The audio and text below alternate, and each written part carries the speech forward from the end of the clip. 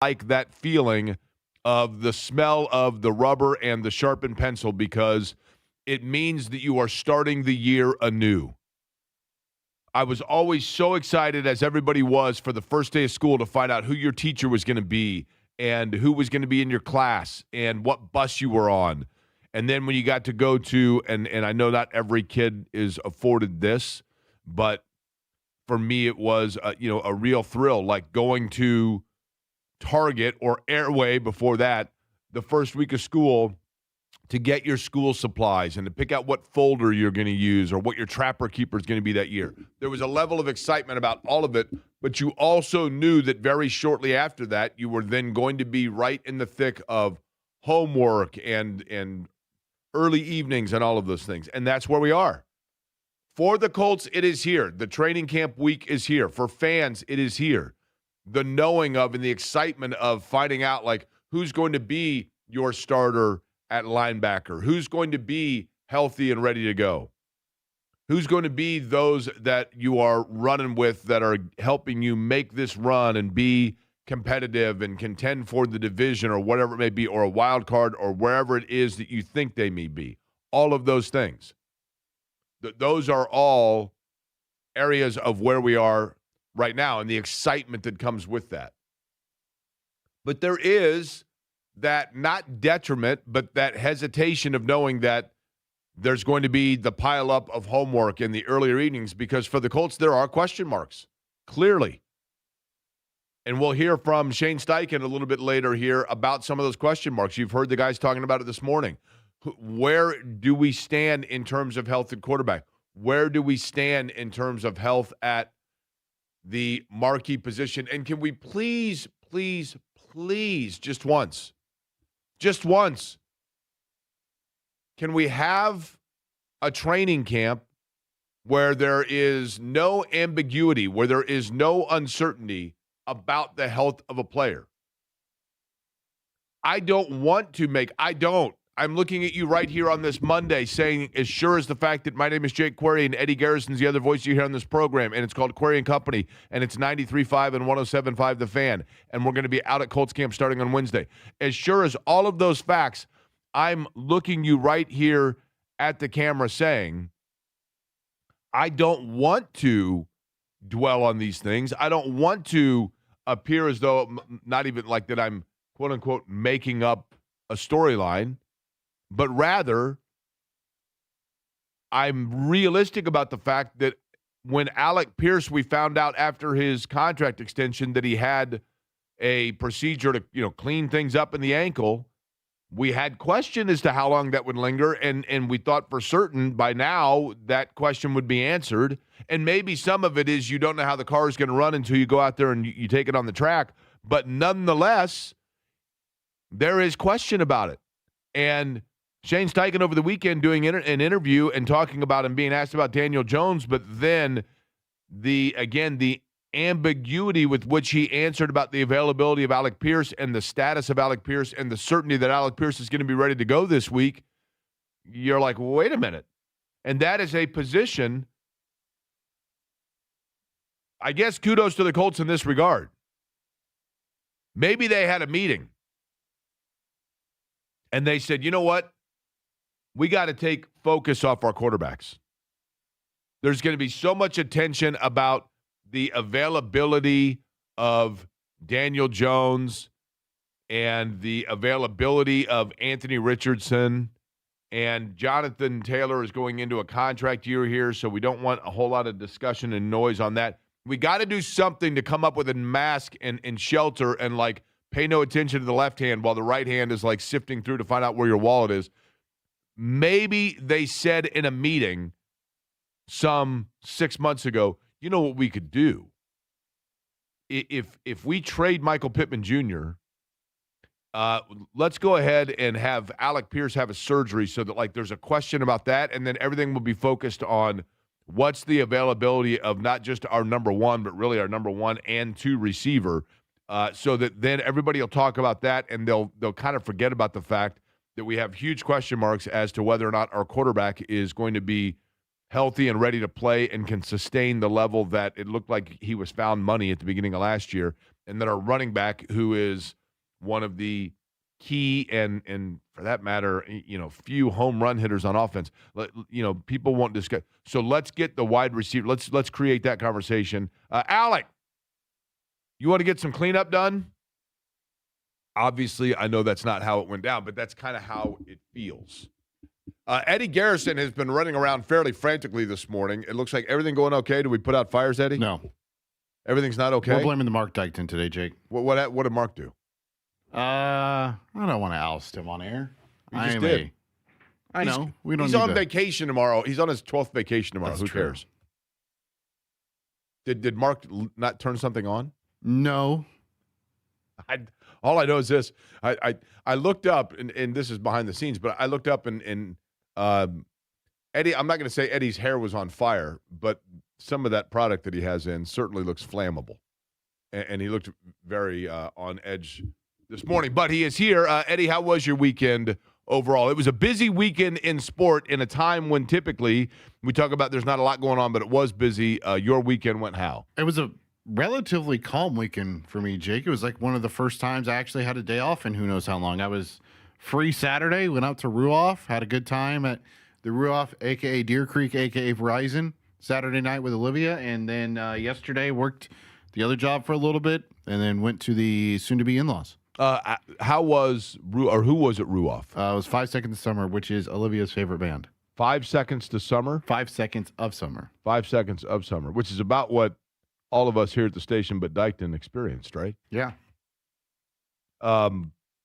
So yesterday was the Brickyard 400. Lot to talk about with the Colts today. Mike Chappell will join us. Again, they get set this week for training camp. Dave Revsine going to join us coming up at 11 o'clock as well because college football going to be here before we know it. The Big Ten Network doing their campus tours. Revsine going to join us at 11. He did ask me, oh, by the way, how's the White Sox game that you go to every year? And I said, well. Media day tomorrow, Jake. I got a bone to pick with Revsine about the White Sox game that we'll get into. Media day for the Big Ten tomorrow as well. So plenty to get into there. The Brickyard yesterday, there's a lot to unpack. And I think the thing, and I hate saying this, I think the thing that speaks a little bit about the Brickyard 400 that is, it's disappointing, is the fact that, yes, the disclaimer, I am a contracted employee of the Indianapolis Motor Speedway. I'm not a full-time employee, but I do draw a paycheck from there as a broadcaster for their events, which included yesterday broadcasting the Brickyard 400. And I think, unfortunately, on the week that the Colts are reporting to camp and the Fever are back from the All-Star break and Indiana's the defending national champion in football and Big Ten Media Days getting underway, with all of those storylines, the storyline when it comes to the Brickyard is the fact that there would be people who would question why, off the top of the show, I'm talking about the Brickyard. And that is disappointing. And I know that there are people that are like, this guy's only talking about it because he was on the broadcast for it. And the point being is the fact that that point would be out there. Whether it's valid or not is totally different. I came to this epiphany yesterday. And it really is at the fault of no one. Anytime you get to broadcast a race from the Indianapolis Motor Speedway, it is special. It is something that I hold to the highest level of reverence. I do my very best to appropriately display a professionalism because of the respect that I have for the venue. And I'm hopeful that comes out in our work. But there is no denying that the Brickyard 400, in terms of its stature, is not what it was at its peak That's true of a lot of sport.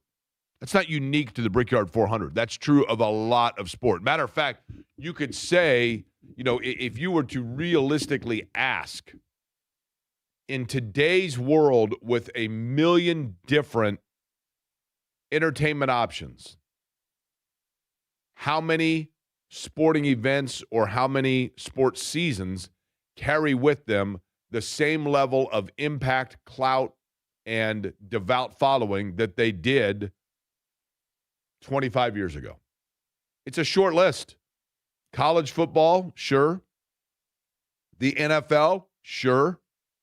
Outside of that, the NBA, maybe during the finals. College basketball, after Valentine's Day. Major League Baseball just inducted their Hall of Fame over the weekend, and a lot of people probably didn't even know that was going on. Golf, are they reuniting with Liv, or what's going on there? And is Tiger Woods ever going to play again? I mean, those are the question marks. It still does well, but you get my point. And I don't have to sit here and go over and talk and drone on about where the Brickyard 400 once was in the landscape of this city.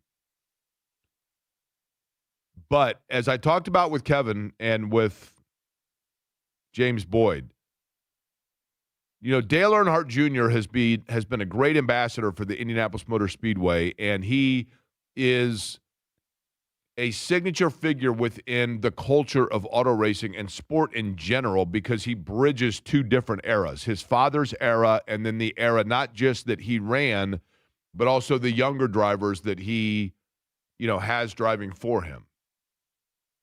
And so his opinion matters. His viewpoint and his perspective matter.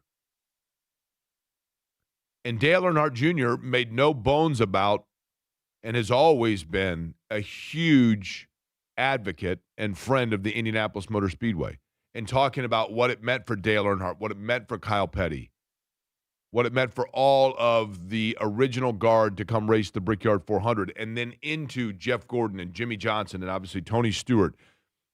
But, there was something that took place on Saturday during qualifying. I'm on the broadcast, and Shane Van Gisbergen, who is a very talented driver,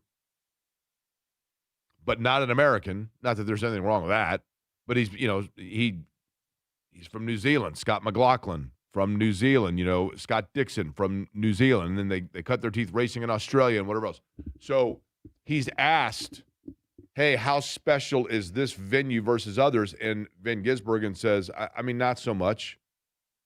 And that sounds harsh until you think about the fact that if you are 30-something and from outside the United States, the Indianapolis 500, which is the greatest race that there is, but I don't know that it carries the international magnitude and radiance that it did 40 to 50 years ago, because there are just so many other options. The Brickyard 400 yesterday, as I was calling that race, and I had a wonderful time doing it, and I love every aspect of calling a race from a corner in Indianapolis. But the two things that I discovered or noticed that I don't know why it is, that I just now made this discovery, and it's not at the fault of NASCAR. The stage racing, I think, confuses people that are not regular fans of NASCAR. Even though it's not hard to follow, but just the way, what's happening here? Why are they slowing down? Why are they going 20 minutes between like full speed laps? I think that confuses people.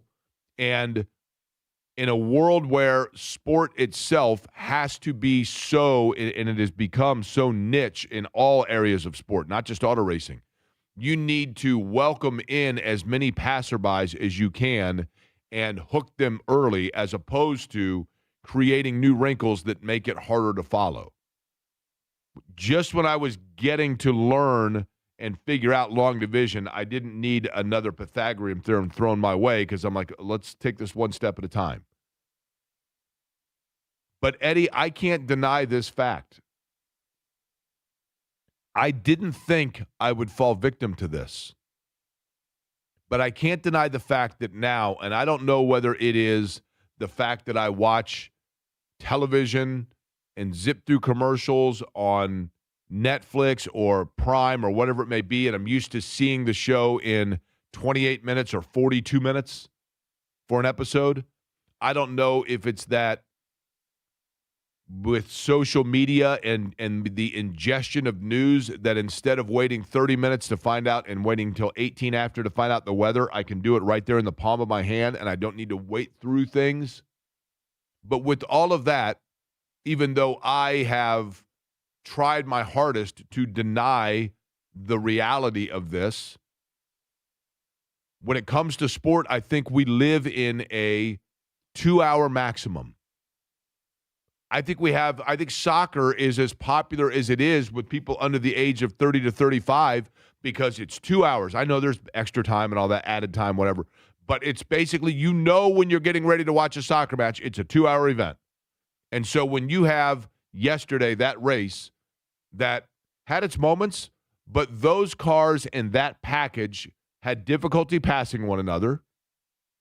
And when Joey Logano, one of your biggest stars after the race, is asked, what could you have done to gotten up there to make the pass for the lead? And he says, I don't know, put me in one of the Xfinity cars or whatever they're now called. I'm paraphrasing him, but that's what he said. It's the O'Reilly Auto Parts Series, which is formerly the Xfinity Series.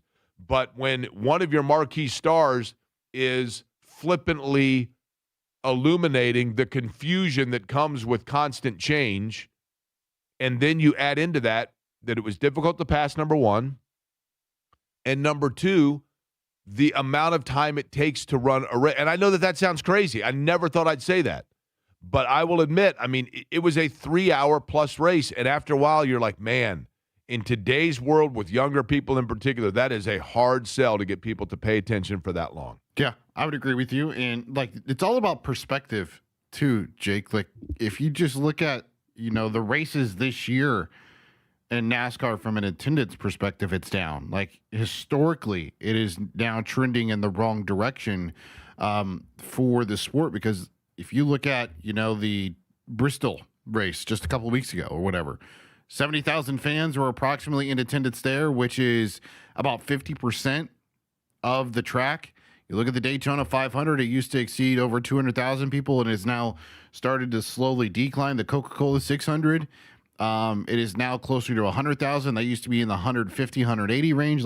So historically, the attendance for NASCAR races are going down. And I know that Doug Bowles and company will tell you that, 70,000 people in comparison to 325,000 people is still a lot. Like that's a sellout in an NFL stadium, but it's just not what it once was. And I don't know what it is, Jake. I don't know if it's the lack of interest in the sport, if it's the lack of, global reach they were just talking about in comparison to like Formula One and for IndyCar, or if it's the fact that, when you get on some of these ovals, the racing product itself is more about, hey, when am I pitting and where I'm coming right out in the pits and strategy that way versus on track passing, to get to the lead. I think a big part of it is this, and this is an easy thing to forget or overlook.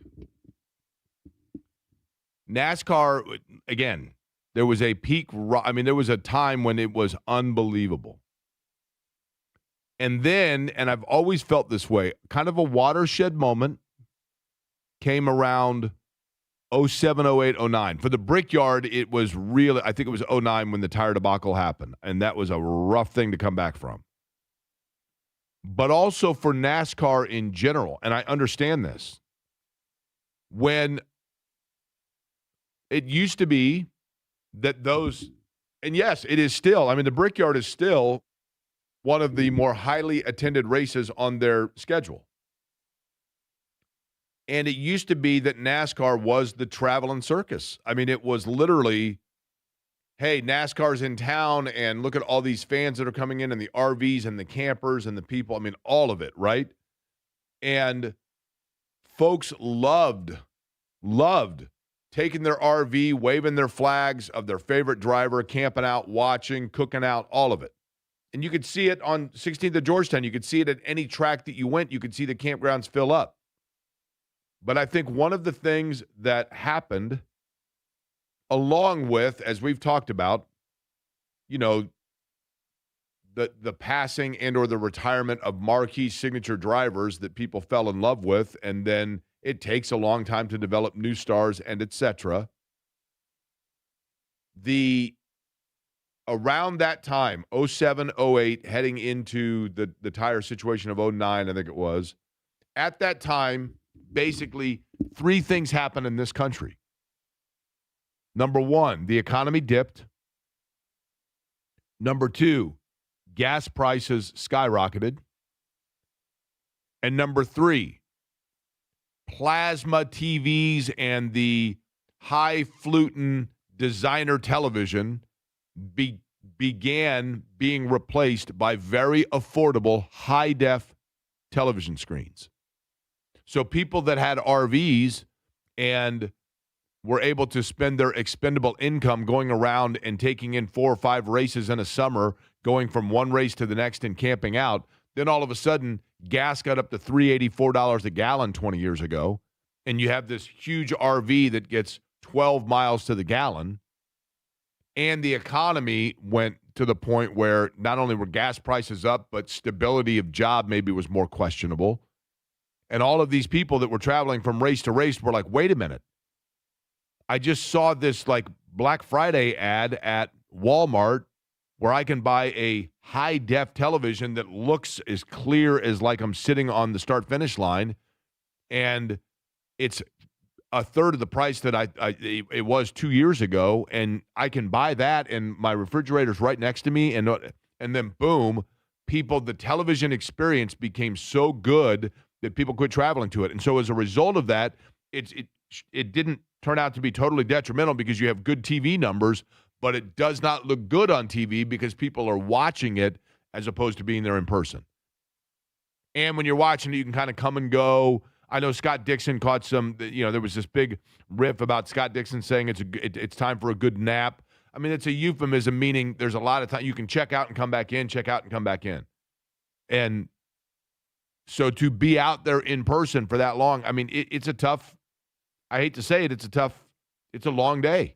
I love it. And being at the Speedway, as I talked about with the morning show guys, when Dale Earnhardt Jr. talks about why that place is so special, and when there are Cup drivers that talk about why it's so special, largely what they're saying is it's special because of what happened well before them, not necessarily what's happening now. And that's the challenge of trying to get back to that level of quality racing to take place. But it was, I mean, nonetheless, I loved being able to call it, and I loved being out there. And I loved seeing people that were out there, and I hope people that went out and enjoyed it yesterday. Ton to get to today. Dave Revsine going to join us just over 30 minutes from now.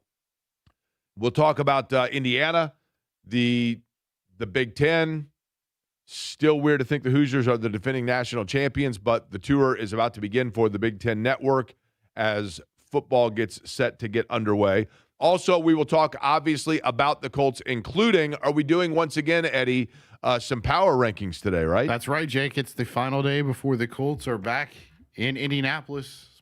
Well, not Indianapolis, but Westfield. You know what I'm saying. But why not take a look at, there's a wide variety of things we could do for our power ranking segment today. We could do the most important Colts to the overall team success this year. Mm-hmm. Could do the 5 biggest question marks or storylines going into the 26-27 season. Who's got the most to prove? Oh, okay. I mean, there's lots of things we can do here. What about who has the most job security? That's a good one. Top 5 positions of worry. That'd be all 5, right? How many positions are there? How many units are there? Offensive line, defensive line, cornerback, wide receiver. You got quarterback, and then I guess you'd say running back. So tight 6. end, special linebackers, team. Well, safeties. Tight end I would put in as receivers, right? Oh, Safeties no. I put as DBs. So let's say there's 8 rooms. There's 8 rooms. What are the 5 that are the biggest concern? Probably all 5. But figure out what power rankings we're going to do, and we'll get to that. But when we come back, is there, in fact, one question mark about the Colts that we buried the lead and we weren't paying attention to it? And did Shane Steichen tip his hand a little bit? We'll explain next.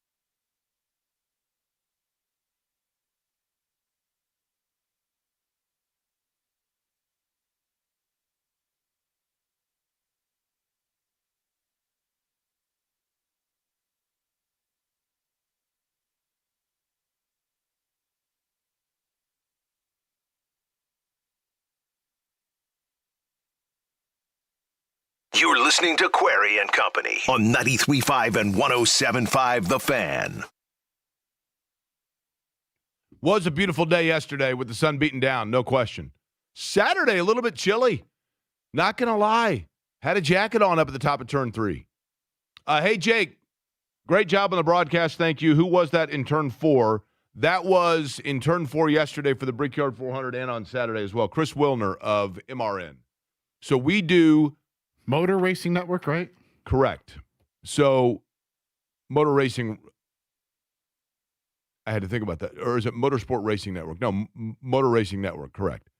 So, we do for the Brickyard, there are basically 3 radio teams that cover racing in the United States. You have the IndyCar Radio Network, which I'm a part of. You have PRN. So NASCAR has 2 different radio Performance networks. Racing Network, right? Is that what PRN is? Correct. So PRN and MRN split the NASCAR schedule. Nick Yeoman, who I work with for IndyCar Radio, is now the co-anchor with Brad Gilley on PRN. So for the Brickyard 400, the way the broadcast rights work, everybody gets a little slice of it. So we do a combined effort between MRN, PRN, and IndyCar Radio. So you have a little of everyone. So Mark Janes was in turn 1. Michael Young was in turn 2. I was in 3. Chris Wilner of MRN was in turn 4. Brad Gilley and Nick Yeoman were in the booth. Then along pit road, you had Rich Nye that works with us as representing IndyCar Radio. You had Jason Toy, who represents MRN, and you had Brett McMillan, who represents PRN. So it literally was a blended group together amongst 3 different racing networks. Friend of the show, Alex Wolf, was it down there covering the cars on the track? Alex was there. He was helping Mark in turn 1. I did see that the photo of all of you clowns together, so that's why I was asking. Did I look heavy in the photo? No. Okay. I was worried I looked heavy in You the look photo. cold, though. Oh, really? Yeah. What now, You're would you cutting like to some elaborate? diamonds. Yeah, it was.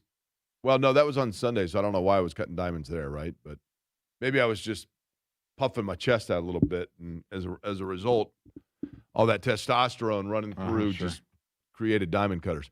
Okay, so the Colts set for training camp. Shane Steichen joined ESPN over the course of the weekend to talk about the flag football event that took place out at Grand Park, which is very cool. The Colts have been a forefront leader in helping out in creating and raising and promoting awareness for flag football. So Shane Steichen was there as part of that and was on ESPN for about 4.5 or 5 minutes. The one thing I love about Shane Steichen, who really is a good dude, I don't know him well, but when I've been around him and talked to him off air, always cool. I mean, good dude for sure. But he is the master. I mean, the master at the vague answer. He usually doesn't give you a lot. For example, Eddie.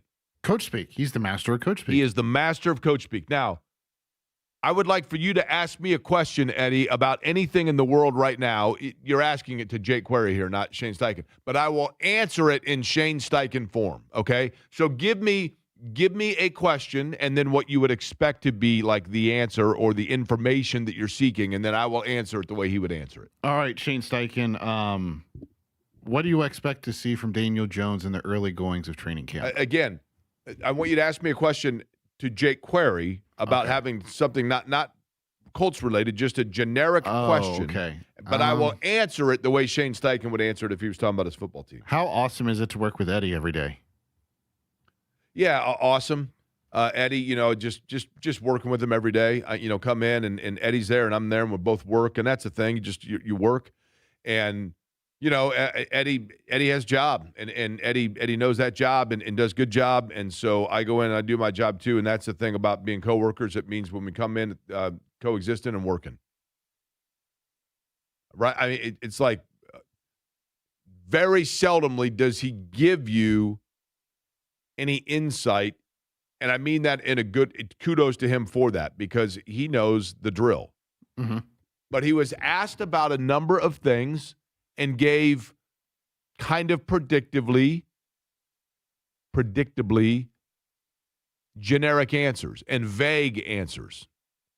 But he did give one answer that over the weekend during the Brickyard.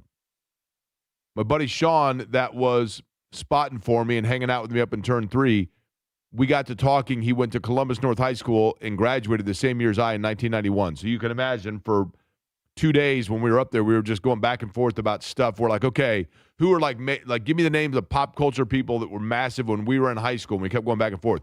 And one of the things we talked about was, as I mentioned, the meteoric rise in my senior year of high school of the band CNC Music Factory. And they had that big hit song, Things That Make You Go, Things That Make You Go, And this is one of those. This answer from Shane Steichen when asked about Alec Pierce. Now, Eddie, let's go back before we play this. When Alec Pierce had his surgery on his ankle, it was right after he was given a contract extension, and then it literally was like Colts announced extension to their wide receiver's contract. Pause. Colts announced wide receiver had procedure to clean up ankle.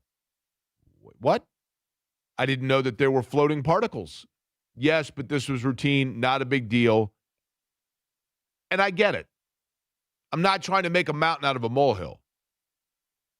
But he is an important part of their offense, notably if you are trying to get your quarterback back in sync who was not able to necessarily go through at the end of last year, everything. You know, timing of quarterback and wide receiver is a nonstop thing. And you have the marquee person at both positions now, and you're wading through their availability. So Shane Steichen, that is the question. Where do things stand right now with Alec Pierce? Huge. You know, he's a big play. You know, he's led the league in yards per catch the last 2 seasons. So to get that explosive playability back will be huge for our offense going forward. I know he's rehabbing like crazy as well. We'll get him ramped up during training camp, and the goal is to be ready for week 1 for him. Yeah, 1,000-yard season in 2025. Great to have him back on that offense. You've coached Jonathan. The goal is to have him back week 1. The goal is to have him back week 1. Can you look up for me, Eddie, the definition of goal? Sure. I don't mean in sport. I don't mean goal. I don't mean that kind of goal. Can you look up for me the definition of the word goal? The object of a person's ambition or effort, an aim or desired result. What was the last part of that? Aim or desired result. Can you give me the last 2 words of that, please? Desired result. Desired result. Desired result. So the result you hope for, the result you're wishing comes to fruition. But desire is more than a song from U2. Desire is the presentation of something, meaning there's the possibility of other outcome. Having him ready for week 1 is their desired result. They're hoping for that, but as of right now, heading into training camp, that doesn't mean that they are certain that's the point. So if they have a goal of Alec Pierce being available in week 1, that means they desire for that to be the case, meaning at this point it is not a foregone conclusion that the top wide receiver for the Indianapolis Colts, who was given an extension in the offseason and had his position prioritized because they traded away his partner at that position, it is their desire that he's going to be ready in week 1. 3 months ago, I'm not trying to misquote anyone, and I'm not saying that they ever came out and said definitively, he will be ready week 1. But it was certainly presented that way. Now, I do believe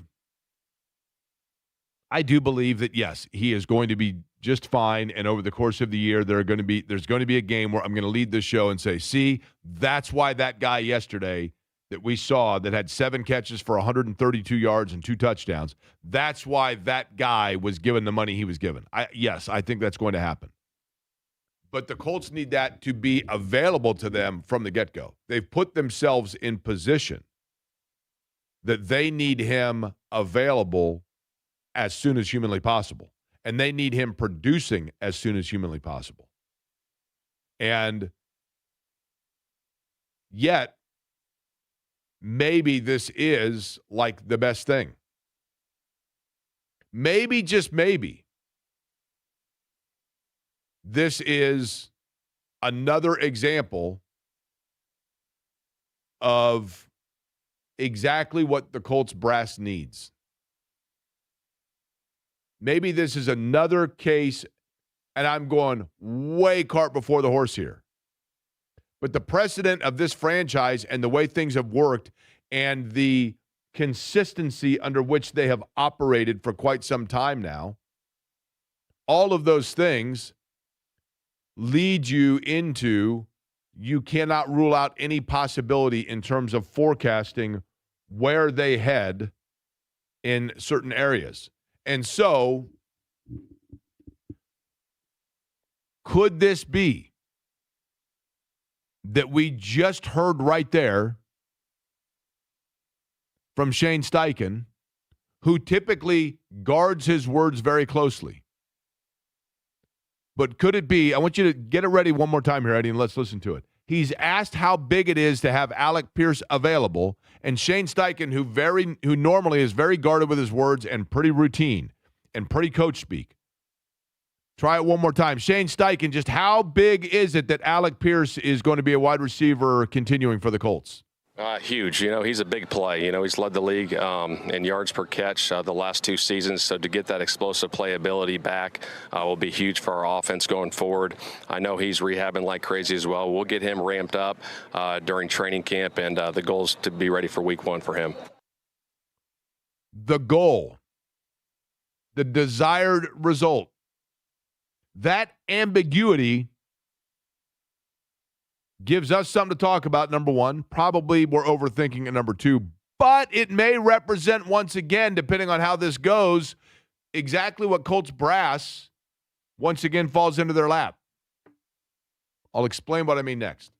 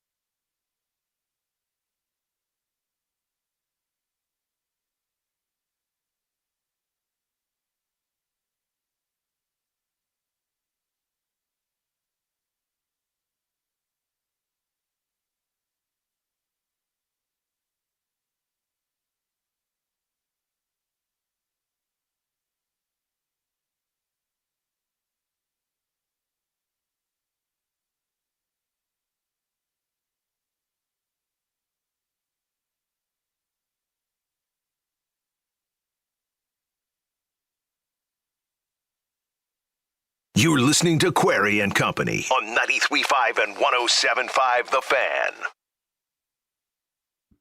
So it's the desire of the Colts that Alec Pierce will be ready for week 1. Let's just say hypothetically that he's not. I don't think that's going to be the case. But let's say hypothetically. Doesn't it feel like this could once again fall right into the lap of Chris Ballard? And let me explain what I mean by that. Eddie, you've watched The Price is Right, correct? Yes, sir. They have a game on The Price is Right. I think it's called the Range Game or something along those lines. But I want everybody to envision with me, if you could, this game, because I don't remember the exact name of it, but once I explain it, you'll be like, yeah, I know which game you're talking about. The person's got a bedroom set or whatever that they're trying to win, and standing before them is a tall, vertical list of prices. And there's a green plastic see-through like sleeve that slides up and down. And Drew Carey, or in the classic form, Bob Barker's like, okay, we're going to start it. And then the music plays, and the thing just keeps sliding. And then the person has to hit the big red button and stop. And if the price of the item is underneath that green area, then you win the prize. Are you familiar with said game, Eddie? Yep. So if you were doing the Colts season in terms of number of wins this year that you anticipate, and the variety is a difference of 3. So you get wherever the green thing is going to cover 4 different numbers from the low end to the high end. And it starts out and it's okay, there we go, the 2, 3, 4. When do you push the button? You would anticipate this year that their win total, and you're going to win $1 million if you get it right. Their win total, you stop that green barrier at the low of what number and the high of what number? 7. 7 the low, right? Would be the low, yes. And 10 the high, right? Well, would it be 7? Would it be 10 or would it be 9? So 7, 8, 9, and then you also get 10 covered. So okay. you're fair there, right? Okay. Yeah. And I think that's realistic in terms of this roster and the expectation. And if they get 10 wins and they get into the playoffs, they go 10-7, they get a wild card, and in week 1 of the playoffs, they've got to go to LA and take on the Chargers, and they lose a tight game. Or they got to go to Houston and they get beat and they're out. Or they win a game. They win a playoff game and then they get beat. What does that mean for Chris Ballard? You all know the record. You all know the discussion. I don't need to go over it with you. The wins, losses, the lack of divisional titles, the fact that every other team in the division has won multiple titles since the Colts last won one. But what if there's uncertainty? What if marquee players are not healthy again or never are healthy this year? What if, when you think back to your 20s, or if you are in your 20s, you're dating somebody and you both know the relationship has just hit a peak where it's procedural. And your friends are like, did you know Mike and Ann are still together? Really? Yeah, I know. I mean, they're great. I like both of them a great deal. I don't know. There just doesn't seem to be that spark. Mike, are you and Ann going to break up? You know, I was going to do it. We both know. It's run its course. But I can't do it right now because I looked at it's December 18th. Christmas is a week away. You can't break up with somebody right before Christmas. So right after Christmas, probably, she and I are going to have a talk. A couple weeks later, hey, how are things going, Mike? I understand. Like we're kind of in this rut, but like my company has a huge New Year's party every year, and they love Ann, and she always looks forward to it, and everybody looks forward to seeing her. So anyway, we're going to get through that, and then probably we're going to have a talk here. And then in January, it's like, yeah, but I was watching Oprah, and they were talking about you can't do it within 6 weeks of Valentine's Day. You just can't.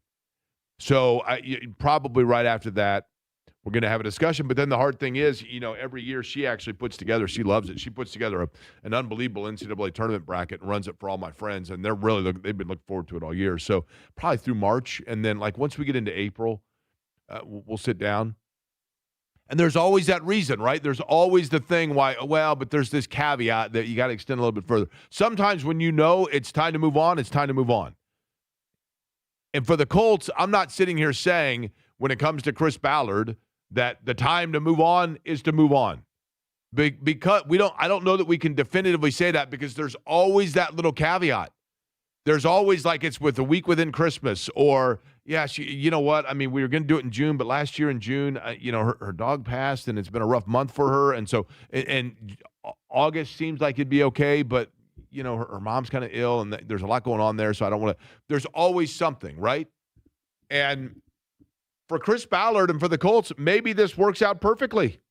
Maybe it works out perfectly because it's you know what? If Alec Pierce, even though it's the desire, meaning the intended goal that he's ready for week one, and now all of a sudden it's a desire. It's not a reality, it's a desire. It's a hope. It's a thought. So what if week one suddenly becomes he needs just a couple more weeks? Then it's week 3. You get out to a 1-2 start. You're behind the 8 ball. Alec Pierce is not there, and so Daniel Jones doesn't have his total timing yet. And then once Alec Pierce gets there, those two kind of got to get in step. Now all of a sudden we're into week 6, and we're 2-4. And we're looking at, okay, but you can turn it around, get on a little bit of a hot streak, you win 3 of 4. Now all of a sudden you're 5-5. Okay, you're back to where you thought you were, right? You're right there, and you are in NFL mediocrity. You're there. You're fine. Talk show in Charlotte or a talk show in Phoenix is talking about the NFL and doing their rankings, and they're like, 20th, I got the Colts. They're fine. They're okay. When they play well, they're good. And so there is reason, there's explanation why you're still stuck in that rut. So does this actually work out to benefit? Obviously, it would be irresponsible of me, and I want to make very clear, I am in no way, shape, or form insinuating that this is some sort of by design holdout, take the time to give yourself cushion. That would be reckless of me to say, as well as totally ignorant. But you can simply look at a situation and say, does it, however, impact or have effect on the thought process of where things could be? And that it could. That it could. If, in fact, their desire is not reached, there is a possibility of the product benefiting from it in terms of the extension of how much green you give it on that range game in figuring out the long-term future still, even though it's been long, of the brass running the Indianapolis Colts. We're going to do our power rankings coming up. Did you decide which topic, Eddie? Not yet. We could invite Chap in to, once you decide the topic, we'll let Mike Chappell give a preview by offering up one of his in the category, and then later you and I can come up with our own list. Okay. How's that sounds like a great plan. Thank you. Mike Chappell, CBS 4, WXAN, Fox 59. The Colts beat writer and the dean of all of them, going to join us on the week of training camp next.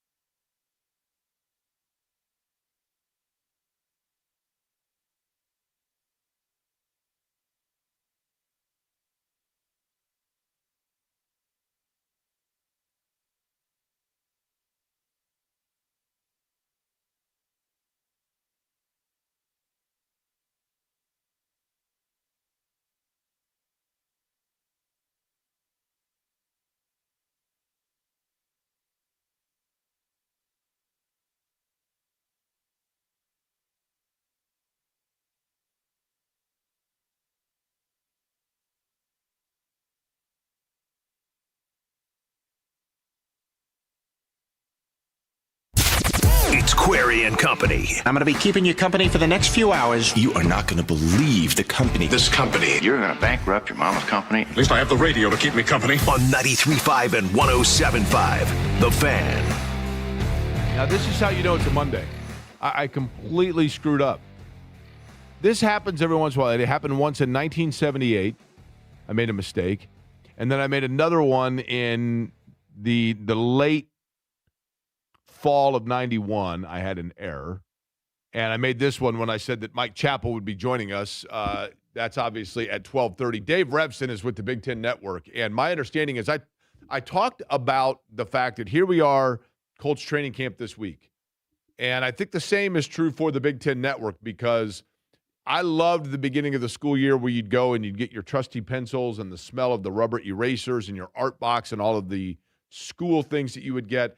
And for the Big Ten Network, my understanding is Dave is packing lunch boxes, he's packing tents, he's packing sleeping bags, because they're getting set to go on their tour around the Big Ten, with college football getting set to swing back in to its full form. He joins us now on the Suave Men's 2-in-1 Hotline. Dave Revsine. Dave, you all set for your big road trip here? Well, we got a little time before the road trip. We're just getting ready for media days over the next 3 days here in Chicago. So we've got that Tuesday, Wednesday, Thursday. Head out to LA for some preseason Fox Sports meetings for college football. That's Friday and Saturday, and then come back. And then the end of next week, we'll embark on our preseason tour. So have a little bit of time. I wanted to, I need a new thermos. And so, I got, my mom's going to go and see what she can find. By the way, there. Did you have a lunchbox as a kid growing up? Well, so it's interesting because we were talking a little bit with the 250th this year. So I did have a lunchbox, and my mom had gone out and got me a bicentennial lunchbox. Okay. Right. So I'm dating myself a little bit, but I feel like that was, so it was 1976. So I guess I was in like first or second grade. And so I had this bicentennial lunchbox, but I was really coveting a Pele lunchbox. Okay. And so I feel bad, but the bicentennial lunchbox had like a minor mishap that I may have hastened, like it was a little bit loose, I think, in like one of the hinges. Yeah. And then I may have loosened it a little bit more in order to facilitate the purchase of the Pele lunchbox. You think your mom was hip to this? Was your mom aware of the fact that that you decided that you needed to upgrade the NIL situation of your lunchbox and went and made some crafty things? I don't know. My wife will tell you that my mom lives in some sort of a blissful reality where she believes that I never did anything wrong. So, but that's not my memory of my childhood. I feel like that she did occasionally hold my feet to the fire on stuff. So I genuinely don't remember. I just know that I conned and connived a little bit, and I got that Pele lunchbox. How about you? Were you a lunchbox guy, Jake? Dave, I had the NFL helmet lunchbox. That's a good one, yeah. And I still have it, actually. I don't use it per se, but I do still have it, right? And then I hate to say this, so in reverse order here, but when I was in the third grade for my birthday party, Josh Simrau gave me a Pac-Man lunchbox, and I was not, but I wasn't a Pac-Man guy. I was an NFL guy. I loved the NFL, and so I kind of had to occasionally mix that in because Josh was in my class. You know what I mean? Yeah. So what about that lunchbox I gave you, man? Yeah. Well, and here's the thing: had I known what I would have done is sent the Pac-Man lunchbox to you for a weekend and then tried to figure out the mysterious broken hinge that it came back with. And then we, all would have ended well, right? Where's Josh today? Are you still in touch with him? Good question. He moved to Memphis, Tennessee. He was that kid. Everybody has that one kid that mysteriously just one day you go to school and they're like, no, he moved. He's just gone. So he just moved. So I really, I kind of got away with it because he was gone, so he didn't know the difference. Right. Let's begin with this in terms of media day. I mean, obviously there will be Dave Revsine, Big Ten Network is the guest here. There will be so much discussion about Indiana, Dave, clearly because of what Curt Cignetti has done And the question about what they do, how much of that was the quarterback, Mendoza, and how much of that was the system, the belief, and et cetera. So before we get into Indiana, is there a team in the league on the horizon that you look towards and say they could take that kind of a step this year in terms of everything seems to be aligned for them to have a monster year that maybe surprises people?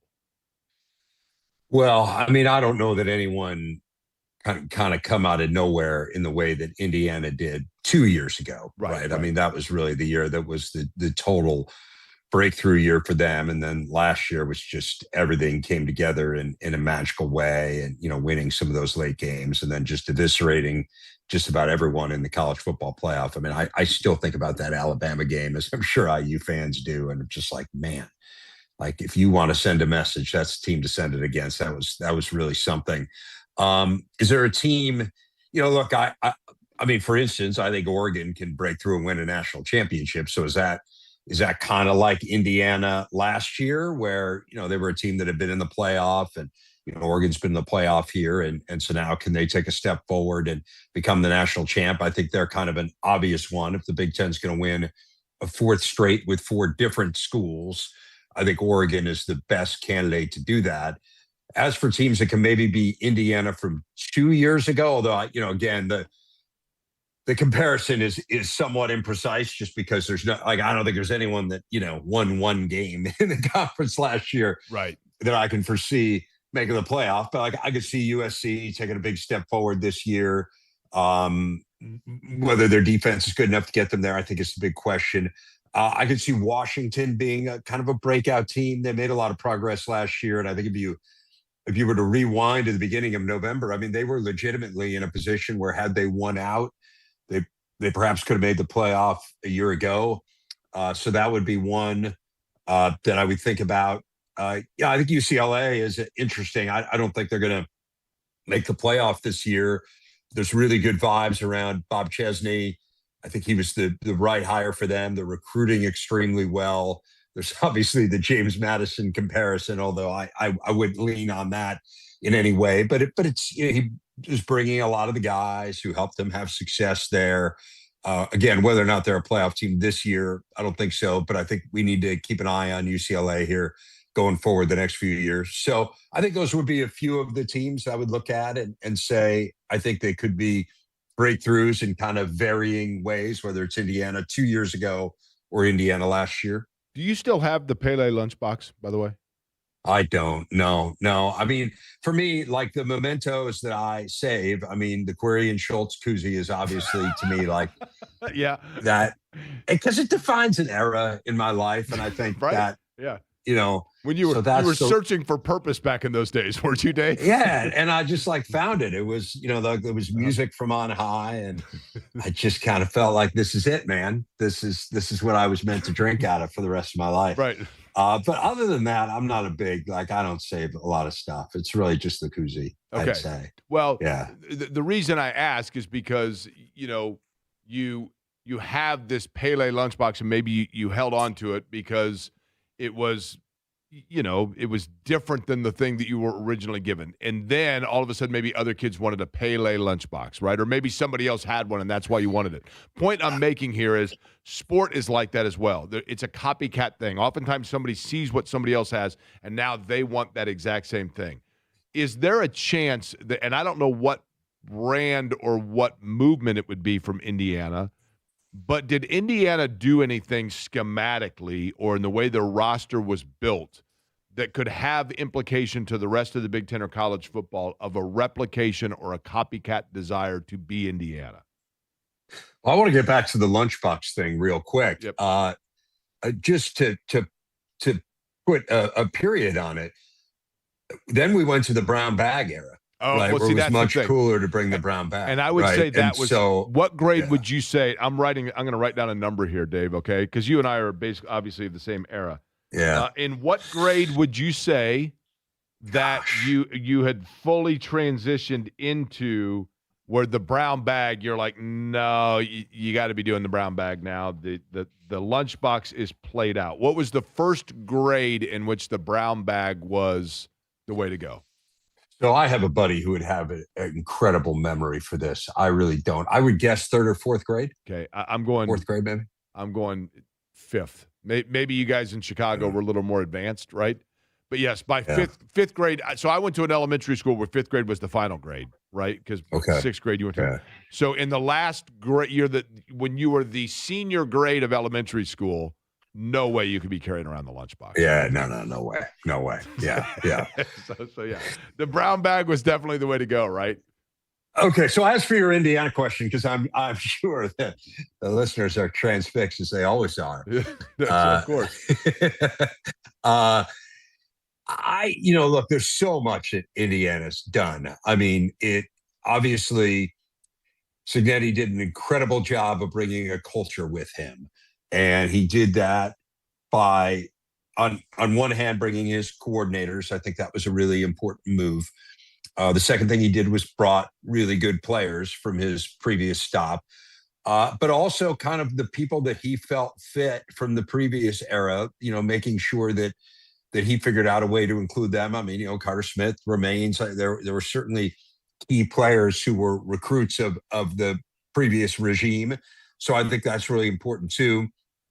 I think the biggest thing with Indiana is find a winner, find a guy who's won everywhere that he has been, because winning just translates. I think winning begets winning. And so that to me is kind of the lesson from the IU thing is, and then you have to support the program, and Indiana's done an incredible job supporting the program. And I think you have to give huge plaudits to the entire administration for just understanding. And, Scott Dolson has gotten a ton of credit for kind of his checklist of how are we going to get this done. And he deserves it. I think Pam Whitten as well.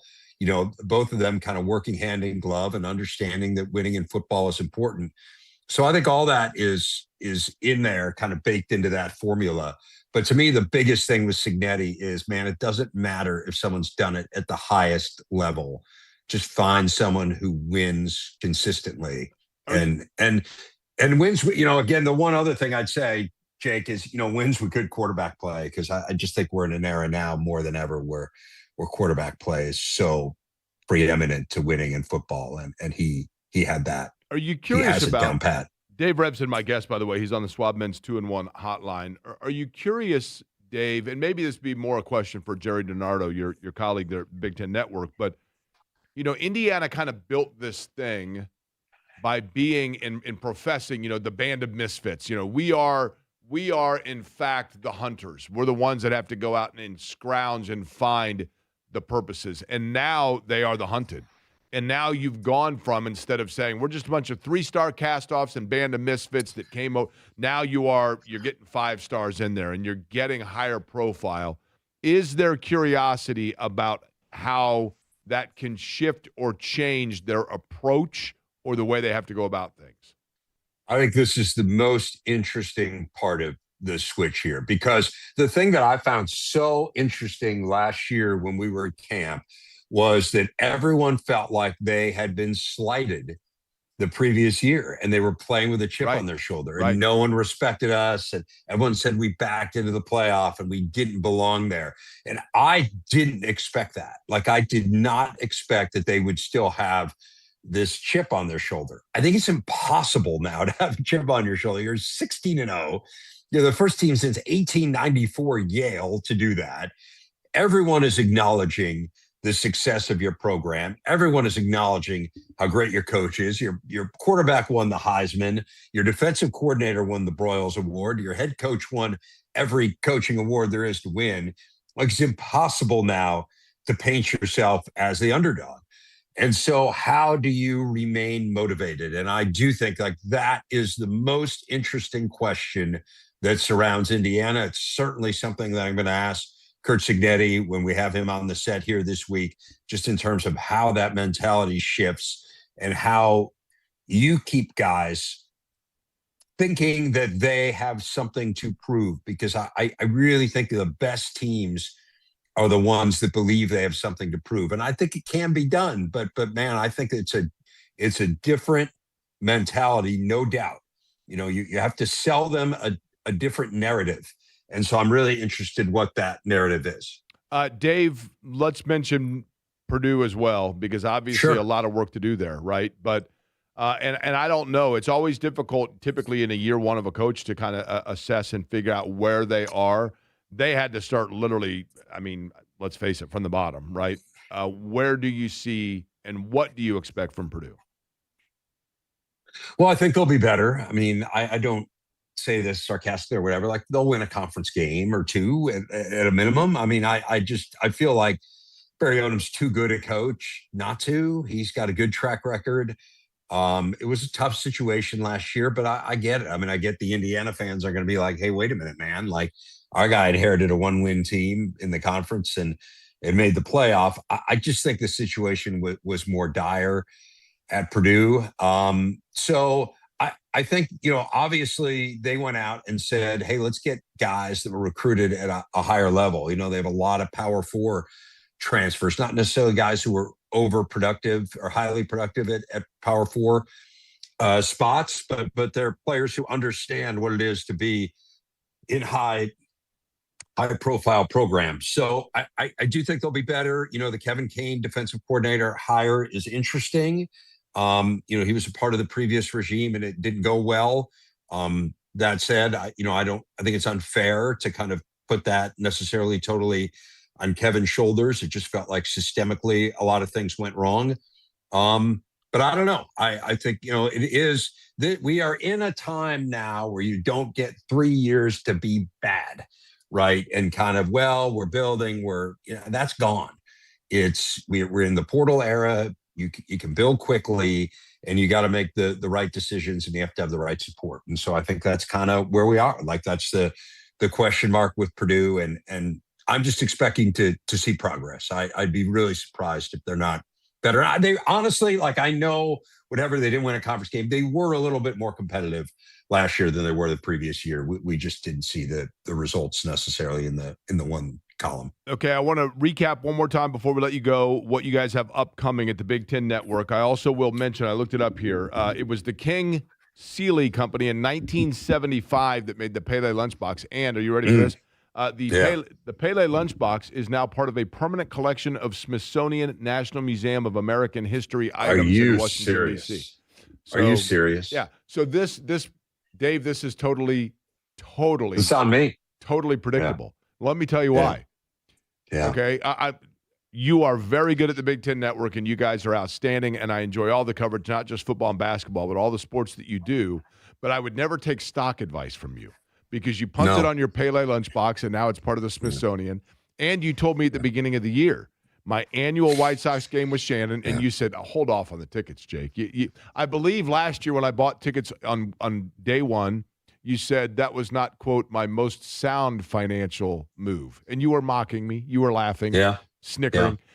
So this year I said, I will hold off. I'll hold off. Yeah. Here we are now, late July, first place, 50-plus wins, and tickets as valuable as your Pele lunchbox that you punted on. Okay, there's a lot of stuff going on here that we need to unpack. Yeah. That's Smithsonian. That floors me. Well, I just I just feel like somewhere Dan Revelle is shaking his head. Yes. Saying yes. What an imbecile Revsine is. Yes. Right? Who could not have foreseen the value of the Pele lunchbox? The White Sox thing, I will say, you sent me a date that was yesterday, which was the Murakami bobblehead day. And bobblehead days are never a good day to go to a baseball game, right? To get a low price ticket because people want the bobbleheads because they're collectibles. And I obviously didn't foresee that Murakami would have this great start, or I may not have even known Murakami's name back in the beginning of the year. I am very excited about the White Sox, though. I really am, and I apologize to you. I was wrong. Mea culpa, mea maxima culpa. I will take all your slings and arrows, and I get it. I was wrong, but. Yeah. I will say, I did buy two tickets for yesterday's game because I checked it. I cross-referenced the IndyCar schedule to find out a date where the two of us would be able to go, Shannon and I. Yeah. And I'm like, I have that date open. I had forgotten that the Brickyard 400 was running yesterday. This was like several months ago, obviously. So I had to punt and sell the tickets. And did you make some money off the tickets? I got the cost back. I didn't make money, but that's it on Murakami bobblehead day. I broke even. Damn. I broke even. But I'm happy to know that had you been there for Disco Demolition Night, it's good to know that instead of the broken piece of the Casey and the Sunshine Band record, instead of keeping it, you would have just thrown it out. And it's probably now in the Smithsonian. So that's the way things go for Dave Revsine. That's cool. Yeah. Yeah. We were at Ravinia Park seeing Arlo Guthrie sing folk music on the night of Disco Demolition. My dad and I turned on the Sox game on the way back, and they're describing what's going on. I wish I could remember who the radio guy was. Harry was on TV at that time, but they were describing what was going on. I'm just like, what is this? So, yeah. Okay. Well, and at that time, you were blowing up your lunchbox, not knowing it would be in the Smithsonian. Good work, Dave. Good work. Okay, one last time. So Media Day upcoming, and then the tour begins for you guys in getting everything set for the college football season, correct? Yes. Yes, you have nailed it. All day, Tuesday, Wednesday, Thursday are kind of, I don't even know. I think we go on maybe at 11 Eastern or something tomorrow, and then on for 5 or 6 hours, and taking the press conferences, and then we'll have players and coaches on our set. And so, kind of everything that's happening at Big Ten Media Days is on the Big Ten Network, because that's kind of what we do as we enter our 20th season of the Unbelievable. Network. Very cool. Crazy. All right, Dave, I appreciate it. I know it's a compact schedule, so fitting us in. I greatly appreciate it. And I will try to find you a Pele lunchbox and send it your way. That's my goal. Yeah. Well, I don't know. I mean, if it's in the Smithsonian, maybe I should find a bicentennial one with a broken hinge. Actually, yeah. I was saying I shudder to think what's happening in the bicentennial one. Right, a mint condition bicentennial, except for the alleged broken hinge. I know. Okay, Dave, appreciate it, man. Enjoy. Yep. Okay, bye-bye. Dave Revsine joining us on the Swab Men's 2-in-1 hotline. Let's look up. JMV is the lunchbox expert. He probably has both lunchboxes. Let's see. Eddie, did you have a lunchbox when you were a kid? Was that not in vogue by the time you were in school? Honestly, I can't remember.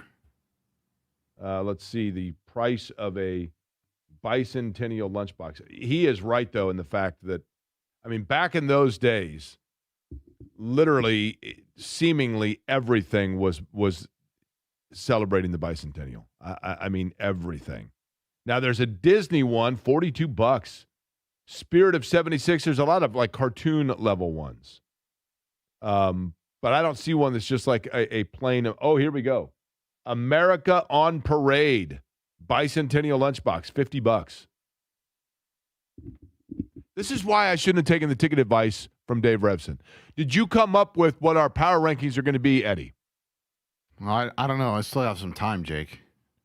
But I think now, since I aired on when Mike Chappell's going to join us, Chap at 12:30, we can do it beforehand and then ask Chap to chime in. You just heard again. Chap is at noon. You have it. I swear there's a document over here that says 12:30. Mike Chappell, 12 o'clock. Are you sure about that? Yes. Are you positive? 1,000%. Did you update this? No, not since, I can't even tell. Last edit, look at that, 9:15. Now, and you have him at noon or 12:30? Noon. I think 12:30 was in your brain of doing the power rankings. You know what I think it is? I kid you not. When I typed in, people don't understand this, but on the program we have this document that Eddie puts out that tells me the break times and who the guests are and whatever else. And to get to the document, I have to type in the date. Well, we've been doing the documents long enough in this new system that when I typed in the document, it took me to the document from a year ago, and a year ago we had Mike Chappell on at 12:30. I kid you not. Jalen Jones was also on the show 1 year ago today. Well, that's nice. Glad you're well prepared. No, for last year's show. Huh? So I'm glad you're prepared for last year's show. I am. My head. Where's Jalen Jones, right? You said you had to work yesterday at the other job, correct? Yes. You did or did not follow or watch the Brickyard 400? I followed and watched. You did? Yes. I am curious of where it,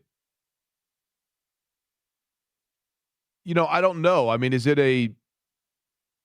NASCAR become a kind of, are they hampered by the fact that there are so many races on their schedule? Or, and I do understand this, are NASCAR fans, because of the venues where they run typically, are they conditioned to seeing the totality of the track at a race they go to? And so therefore Indianapolis isn't as desirable for them because you can't see the entire track. Whereas from an IndyCar standpoint, not only is that the track where most people were introduced to it, so you kind of know no other at first, but then you go to IndyCar races, and more often than not, it's road or street course races where you don't see the totality of the track anyway. So that fan base is just more accustomed to and more in anticipation of that reality. But, and again, it's still, I mean, the crowd doesn't look big there, but it still is a lot of people to show up at a sporting event. And corporately speaking, there's a lot of money that is generated by it. And to me, it still is the Indianapolis Motor Speedway, and I'm still calling a race there, and the action of it. And, Kyle Larson's spinning out in front of me. I mean, it's like, okay, it has the same juice. It does in terms of the energy of calling an event there. But I don't think there's, the health of the event itself is probably worth discussing, much as I hate to say it. But Eddie will come up with his power rankings. I have a feeling, I think what we should do, players with most to prove? Yeah. Okay, I agree. But I have a disclaimer on this that we'll get to next.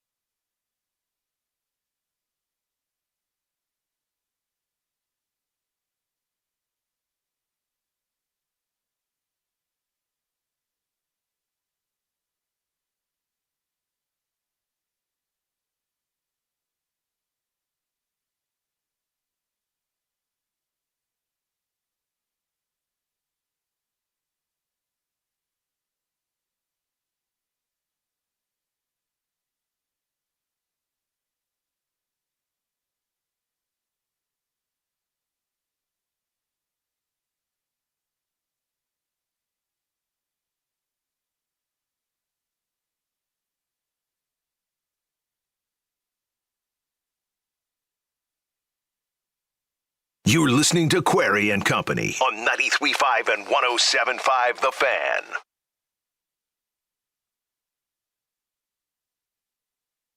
So I think when we talk about as we'll do upcoming for the Colts, the players with the most to prove. I'm going to take that with kind of the caveat, Eddie, of not just they have the most to prove, meaning they have yet to show or validate the position that the Colts or the trust the Colts have in them. But I'm also going to add in guys that maybe we know how good they are and we've seen evidence of that, but they're in a position or a situation that merits and justifies them needing even more this year to raise it even more. Okay. So kind of from both angles. But in talking with Dave Revsine, and of course that is the Schwab Men's 2-1 hotline, I thought, you know what? Speaking of 2-1, we got the 2-1 of talking about Indiana and Purdue with Dave, and then I thought, why not do a 2-1 on the hotline of doubling up and talking about and forecasting Purdue? Because there is, I know that we can talk about, and I'm intrigued by Purdue with this year number 2 of Barry Odom, and kind of piggybacking off what Dave Revsine was saying about where you anticipate Purdue being. But Purdue's also in a situation where, you know, at the top, there are question marks about where the leadership is going to be and what direction they head. So I thought, let's get Tom Dienhart on, of course, the associate editor from Gold and Black, to join us on the program. Tom, first off, always good to talk to you. Appreciate you jumping on with us. And I'll begin with this before we even get into the football standpoint. And if I'm late to the party on this inquiry or I've missed something, my apologies. But Mike Babinski, who, of course, is the athletic director that hired, you know, he went through the Jeff Brom process and then, you know, Ryan Walters and now into, and as we know, Barry Odom. But we know that Mike Babinski will be leaving Purdue. So where do things stand in terms of the next athletic director for the Boilermakers? Yeah, Mike's wrapping up 10 years here. He got here in August of 2016. December 31st of this calendar year will be his final season, or his final year, I should say, on the job. We're actually talking to him today at 2:30. There's a media roundtable over in Mackey Arena, so we'll get to quiz old Mike on a number of things today. But yeah, the search is underway, Jake. And from everything I've learned, interviews are taking place and have taken place. It's moving along quickly. I've heard to expect a decision, to expect an announcement in early August, maybe as soon as August 1st, but I think probably no later than August 6th or 7th. So moving along rapidly here. Not sure who some of the real external candidates are, but I think there for sure is one internal candidate, Ken Halpin, the deputy athletic director. Maybe he's the favorite. I don't know, but stay tuned. Like I said, we should hear news on a new AD within the next week or so. Tom, when you look at 10 years of Mike Babinski, right? Over the course of that decade, it would be hard-pressed, I think, to see any athletic director that if they were at a school for 10 years, that I think it'd be hard-pressed to find a 10-year period where there has been more evolution of responsibility for an athletic director than what you saw from 10 years ago to today with the landscape of college athletics. Is that a fair statement? Yeah, I'm eager to ask Mike how the job has changed just from August of 2016 to today. Like you said, Jake, an awful lot. We all know it if you're a college sports fan. We've seen how the landscape has changed, obviously, particularly through the transfer portal, through conference realignment, through the evolution of streaming services, how that's impacted TV contracts, to NIL, maybe the biggest game changer of them all. So you're right. This has been just waves and waves of change here. And there's always goods and bads to every athletic tenure. Mike certainly has done a lot of good here, but he's had to, like you said, navigate a very tumultuous time in college athletics. Tom, with anybody that buys a new home that they know is a fixer-upper, they're going to flip the house, right? And I'm not saying by any stretch of the imagination that Barry Odom took the Purdue job to flip the house and move on, okay? But there was a lot of gutting that needed to take place. With anybody that does that, there are areas of the house that you look at and say, it's got pretty good bones in this area, or I really like this one feature that a lot of people didn't notice because they didn't like the outside of the house, whatever it may be. As Purdue is basically rebuilding this football program and going here into year number 2, what is an area that you think Barry Odom can say to himself, maybe I didn't even realize it when I took the job, but that is an area on this roster that I can feel pretty good?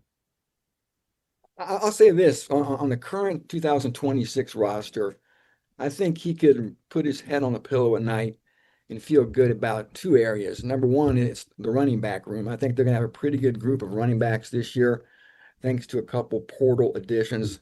I'm looking for a kid from Minnesota to probably start, Fame, Easy Boy, and they got a transfer from Texas as well.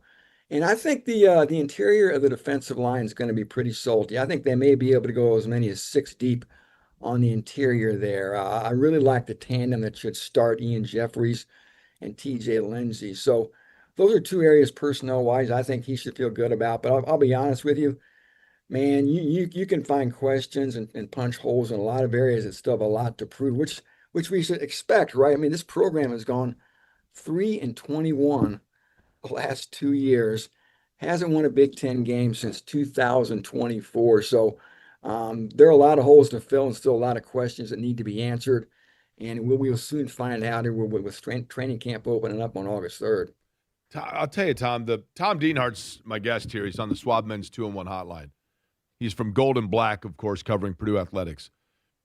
And Tom, this is true in all aspects of the sport landscape for Purdue or any school.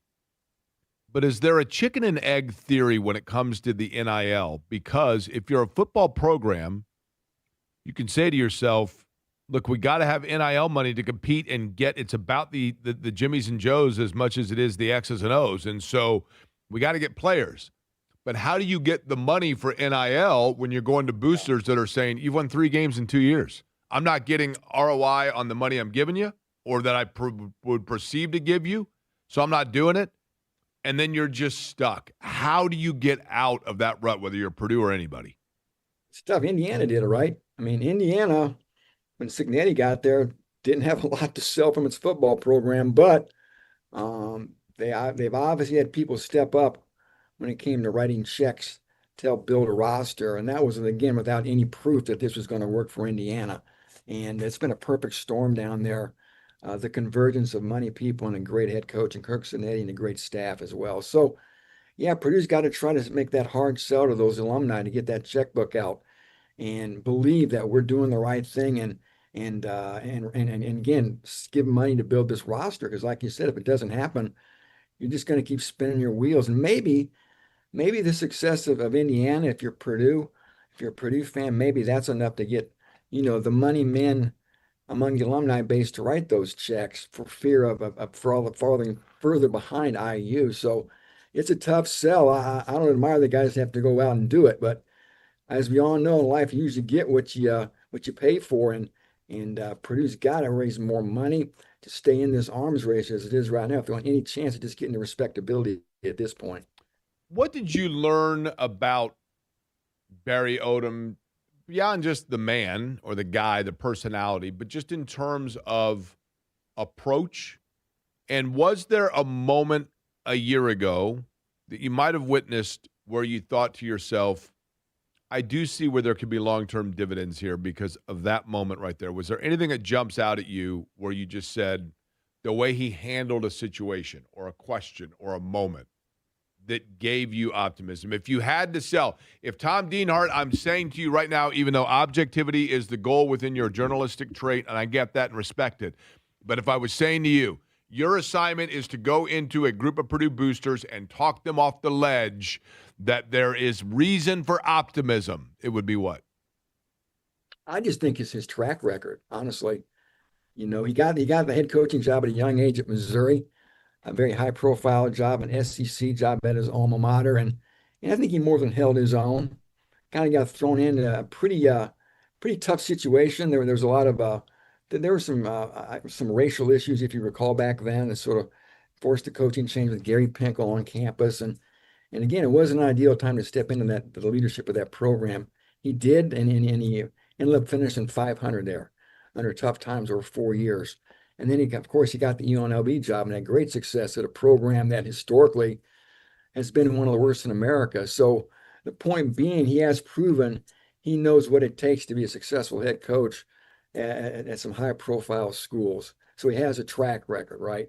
I think that's probably the biggest thing I would sell and tell boosters, people that can help the program by writing the big NIL check, is This guy has proven he can be a successful head coach at a pretty high level.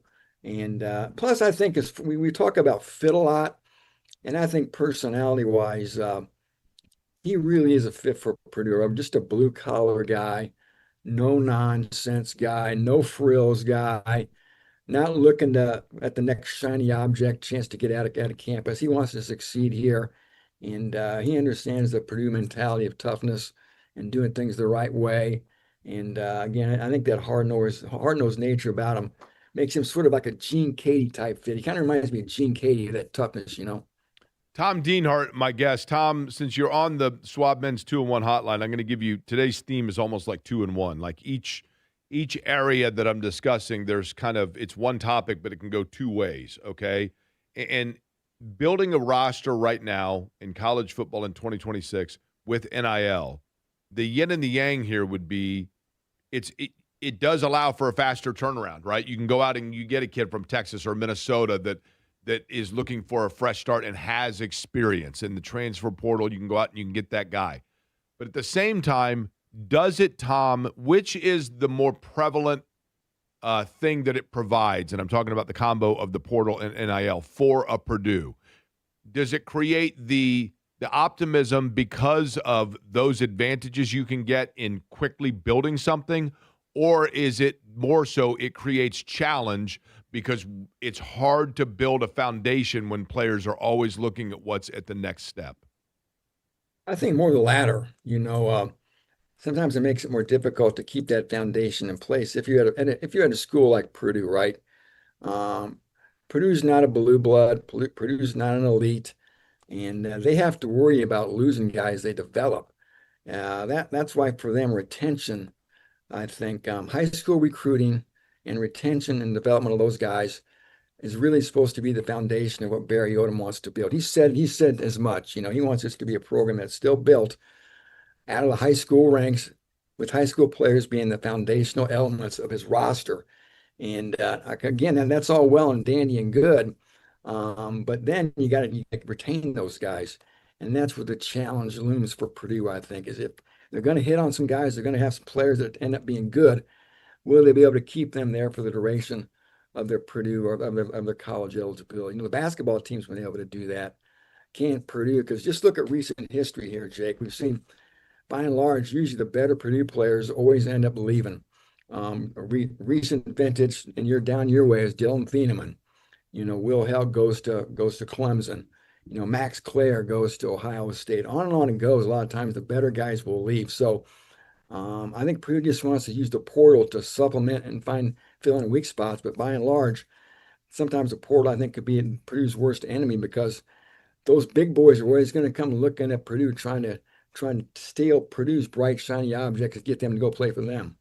Okay, so let's get over it one more time here, Tom. Tom Dienhart's my guest. In terms of what you guys have upcoming, because you mentioned it, you know, at Gold and Black, because you're going to talk the next couple of days to coaches, athletic directors, and there's a lot of news around the Boilers. So where do we stand in terms of the coverage you'll be providing? Yeah, I mentioned today at 2:30, media roundtable in Mackey Arena with Mike Bobanski. The media will be assembled.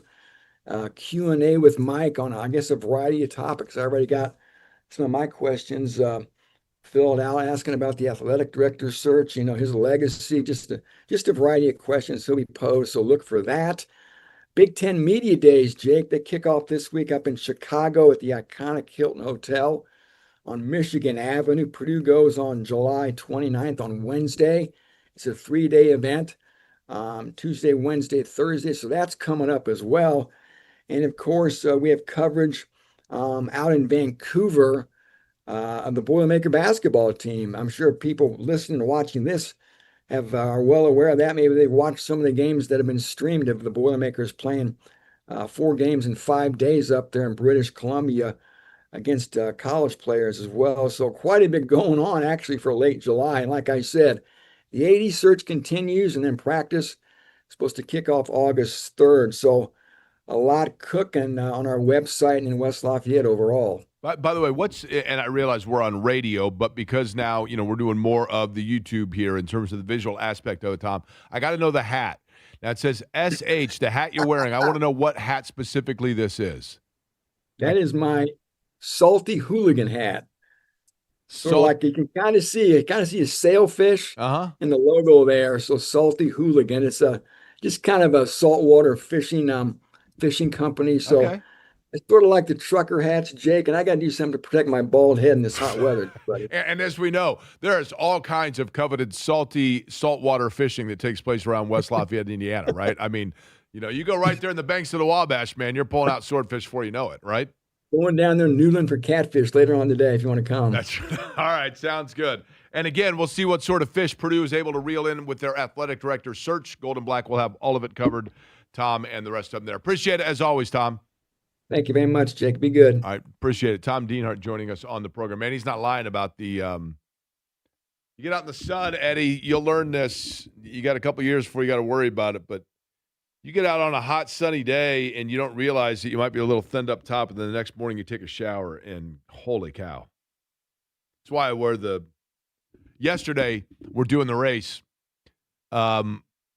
Midway through the race, and I hear on the intercom, Michael Young. Michael Young lives on the intercom. We're doing those races. Michael Young's carrying on his own talk shows on the intercom. But Michael Young gets over the intercom and says back to the booth, guys, I'm going to need some help here the next couple of laps and ID and stuff because I got sunscreen in my eyes. Once that sunscreen, man, you put that on your forehead. Once you start sweating and it gets in your eyes, it's over. It's over. And I'm like, Michael, you got to be able to identify what's happening in turn 2 because I'm in turn 3 and I'm not as familiar with these cars. So whoever you call them coming out of 2, that's how they're going to be when they get to me in 3. Did he yell on the intercom? Oh, we got a problem. We got an incident. He did. That's exactly how he did it. Problem! Yeah. Can you do that one more time, please, Eddie? No, I can't. So wait a minute. I can't do it again. So Eddie Garrison has done, you have an Alex Wolf impersonation, correct? Inside the car. And then you have a Michael Young. I don't really have a good Michael Young, no. So I want to know what yours is of me when it comes to racing. Ugh. Racing? I don't know. That's a good one. I'd have to think. We'll do our power rankings. Did you decide what time we're doing those? I think 12:30 because Mike Chappell is joining us at the top of the hour. So we'll get his perspective on it. Yes. Okay.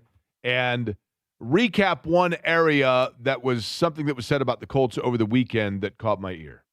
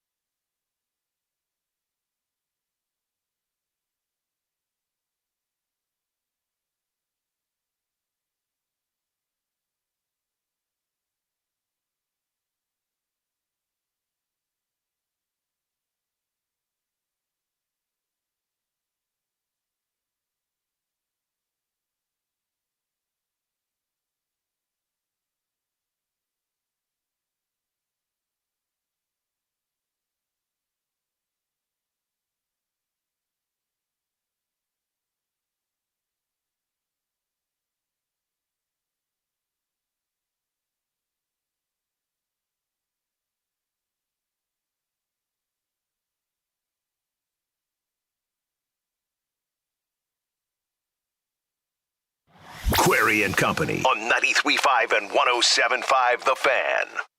So I mentioned that over the weekend for the Brickyard 400, I was up in my spot for the Brickyard and for the O'Reilly Auto Parts race on Saturday.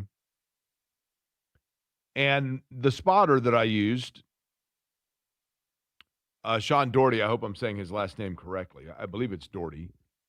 But Sean has been a longtime friend of the radio network, but he and Nick Yeoman are pals up in the West Lafayette area. And so Sean went up with me, and during the course of conversation, I knew we were of the same age, but then he mentioned that he also graduated from high school the same year that I did, 1991. So basically the 2-day theme while we were sitting up there was just talking about events or people or, pop cultural things that spanned our high school era. And one of the things that I said, I go, man, do you remember how huge, for like a 2.5-month span in the fall of my senior year of high school, how big the CNC Music Factory was. My senior video of 1991, I think every part of the video, it's nothing but CNC Music Factory songs that it's synced to because they were huge at that time. And they disappeared as quickly as they hit the scene. We've discussed this before. But the things that make you go, was one of them we mentioned, one of the songs. And then little did I know that while we were up there having that discussion, that there was something taking place on ESPN that made me go,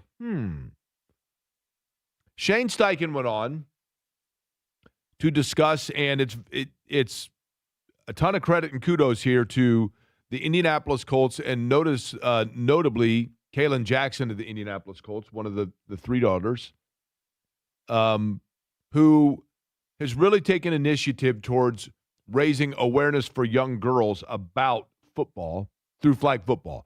So there was a huge event at Grand Park this weekend. ESPN was there, and they brought on Shane Steichen for that and asked Shane Steichen the questions about Daniel Jones and everything else. And Shane Steichen is the master at coach speak and being vague in his answers. But he did give an answer that made me go, in regards to the question he was asked, and we're going to play it for you here. Shane Steichen was essentially asked, now that Alec Pierce is in the fold, he's re-signed, he's a big home run type wide receiver, just how big, Shane Steichen, will it be to have Alec Pierce on your roster? Huge. He's a big play. He's led the league in yards per catch the last 2 seasons. So to get that explosive playability back will be huge for our offense going forward. I know he's rehabbing like crazy as well. We'll get him ramped up during training camp, and the goal is to be ready for week 1 for him. Things that make you go, When Alec Pierce got his contract extension, very shortly after it was announced that he had a procedure on his ankle, and we were told, look, this is something that needed to be done because it's better to take care of, like when you go to anybody goes to the doctor, you go, and they say, look, you don't, or you take your car in, you're going to need new brakes eventually. You might as well go ahead and get the pads now because otherwise, if this lingers long, it's going to get worse. Okay, fine, let's go ahead and do it. And we were told that's what it was. This is just a cleanup, and that way he'll be good to go, and we don't think that this is going to be something that lingers beyond. But the goal is that he'll be ready week 1. The goal. Now, Eddie, you looked up earlier. Can you look up for me again and read off for us, please, the definition of the word goal? The definition of the word goal states the object of a person's ambition or effort, an aim or desired result. What are the last 2 words there again? Desired result. Desired result. It's my desired result that I'll win the Powerball. Now, I'm taking it to an extreme. But my point being, there's a difference between a certain result and a desired result. It's the goal to have him week 1. That's the goal. Doesn't mean that there's a certainty now. And we're getting closer here. They're reporting tomorrow and camp starts on Wednesday. So you're probably not going to see a lot of Alec Pierce running reps and doing things in camp and playing in the preseason if it is still the desire to have him ready for week 1. And ramping him up during camp, too. Ramping him up, correct. And you have a quarterback that's coming off injury that still needs to get back into symmetry and timing. So your quarterback's going to have his symmetry going and timing going and ramping things up. And then your wide receiver is going to have, and now, again, so much of the NFL is about timelines, parallel timelines. Why did you jettison Marshall Faulk and draft Edgerrin James? Because you had a quarterback that it needed to be on parallel timelines. Why did you draft Reggie Wayne if you had Torrance Small there? Parallel timelines. This is a microcosm of that, but it's there nonetheless. Mike Chappell joins it now. I keep saying 12 or 12:30. Chap, which time, Eddie? He is joining us in 5 minutes. Next.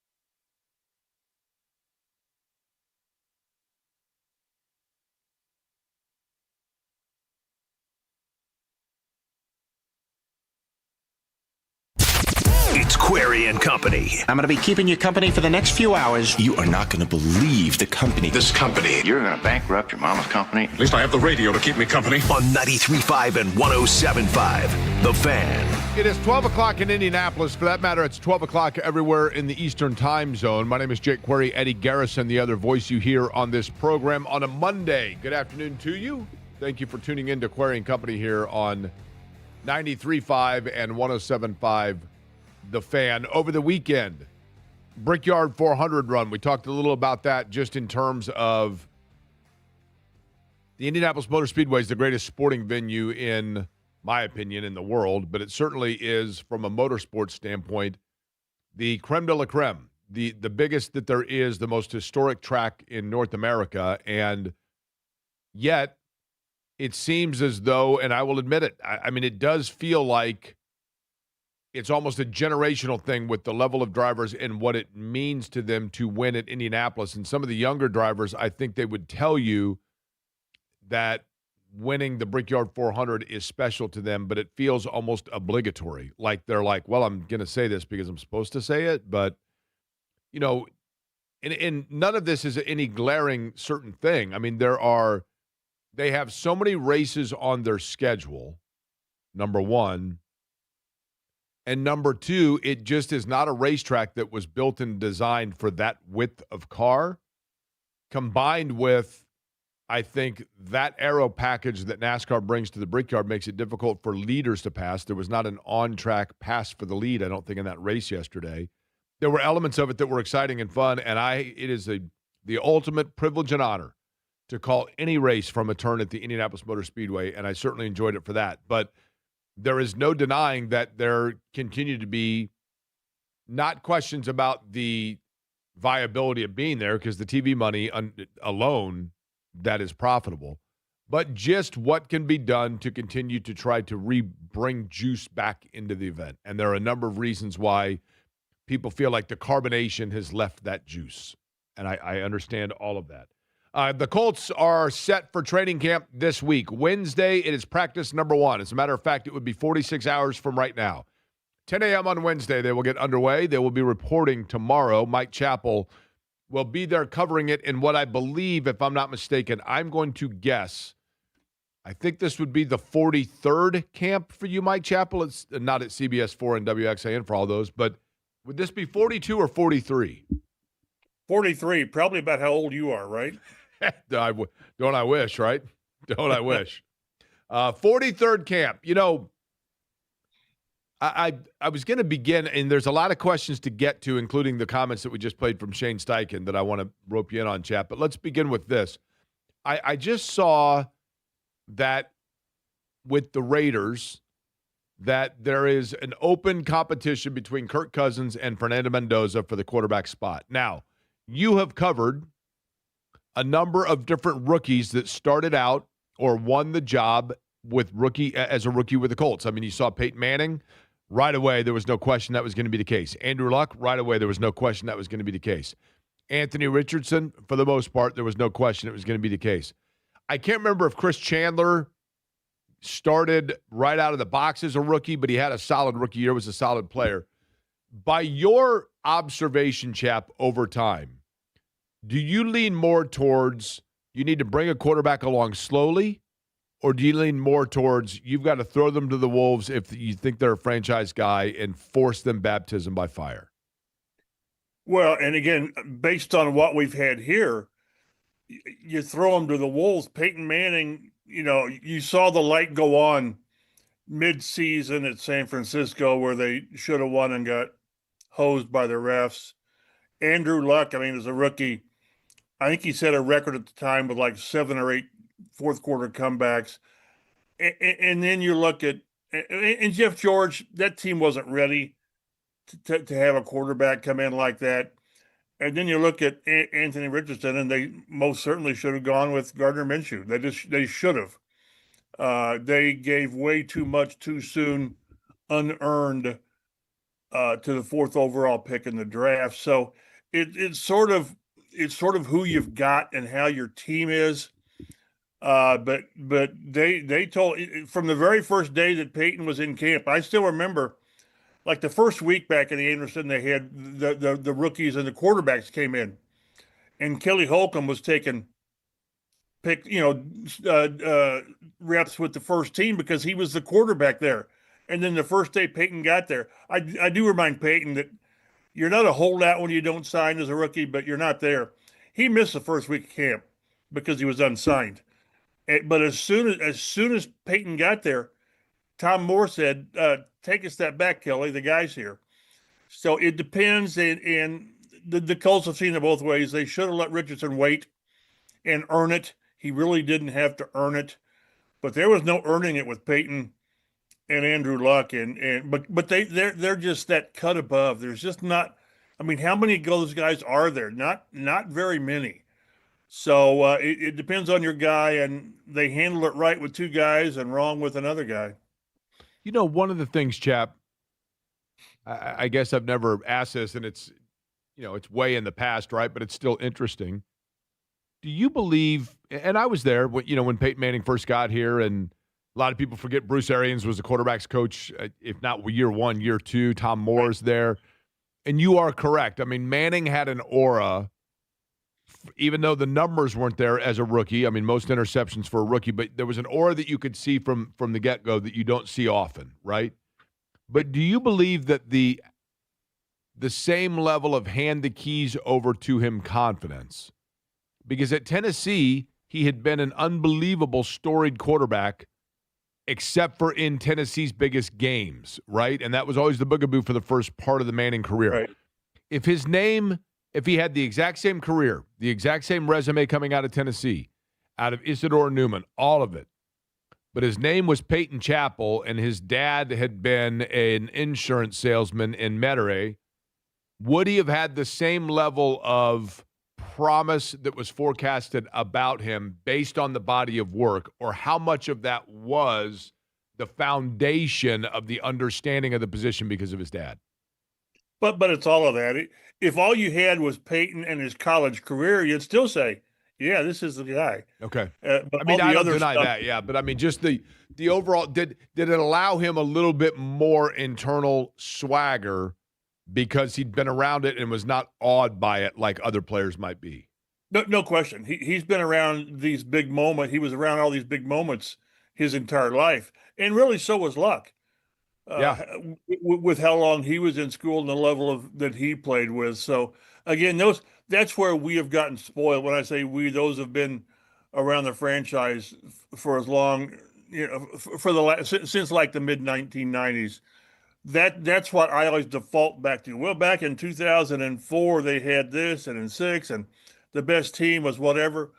But that's not normal. I remember, like, I talked to Peyton one of these years that back in the time where they were winning 12 games, was it like 7 straight years? Yeah. And he said he tries to tell people, hey guys, this is not normal. I think one stretch they started 9-0 2 or 3 years in a row. That's not normal. I've always said Cato Jr. was here for 4 years, and his worst season was 12-4. So that's why everything that they did, and even Luck the first 3 years, it kind of skews your expectations and how you handle guys. And so I would think that Peyton would have had, whether he was Peyton Smith, with his pedigree, forget the name, with what he had done, he deserved it. You use the word swagger with Peyton. I don't know if that's the right word or not. It's just a confidence. Yeah, I wouldn't say swagger, more of it's an aura about him. Aura, that's a better word, yeah. Sometimes when you're in the locker room, I've mentioned this before, sometimes you're in the locker room with rookie minicamp or whatever, and guys just carry themselves differently. Antoine Bethea, Gerard Powers, Ray Buchanan back in the day, and a name I'll throw out there that we never got a chance to see, Brandon Burlsworth. They belonged, and they quietly knew they belonged, and no one had to make him a captain their first year. No one had to name him a starter. They earned it, which is what it's supposed to be about. The biggest regret when this is all said and done, however it plays out, that Chris Ballard's going to have is that they didn't handle Richardson differently, which there was a lot of desperation, and I'd really like to know the level of influence. I'll use that word. I don't like meddling.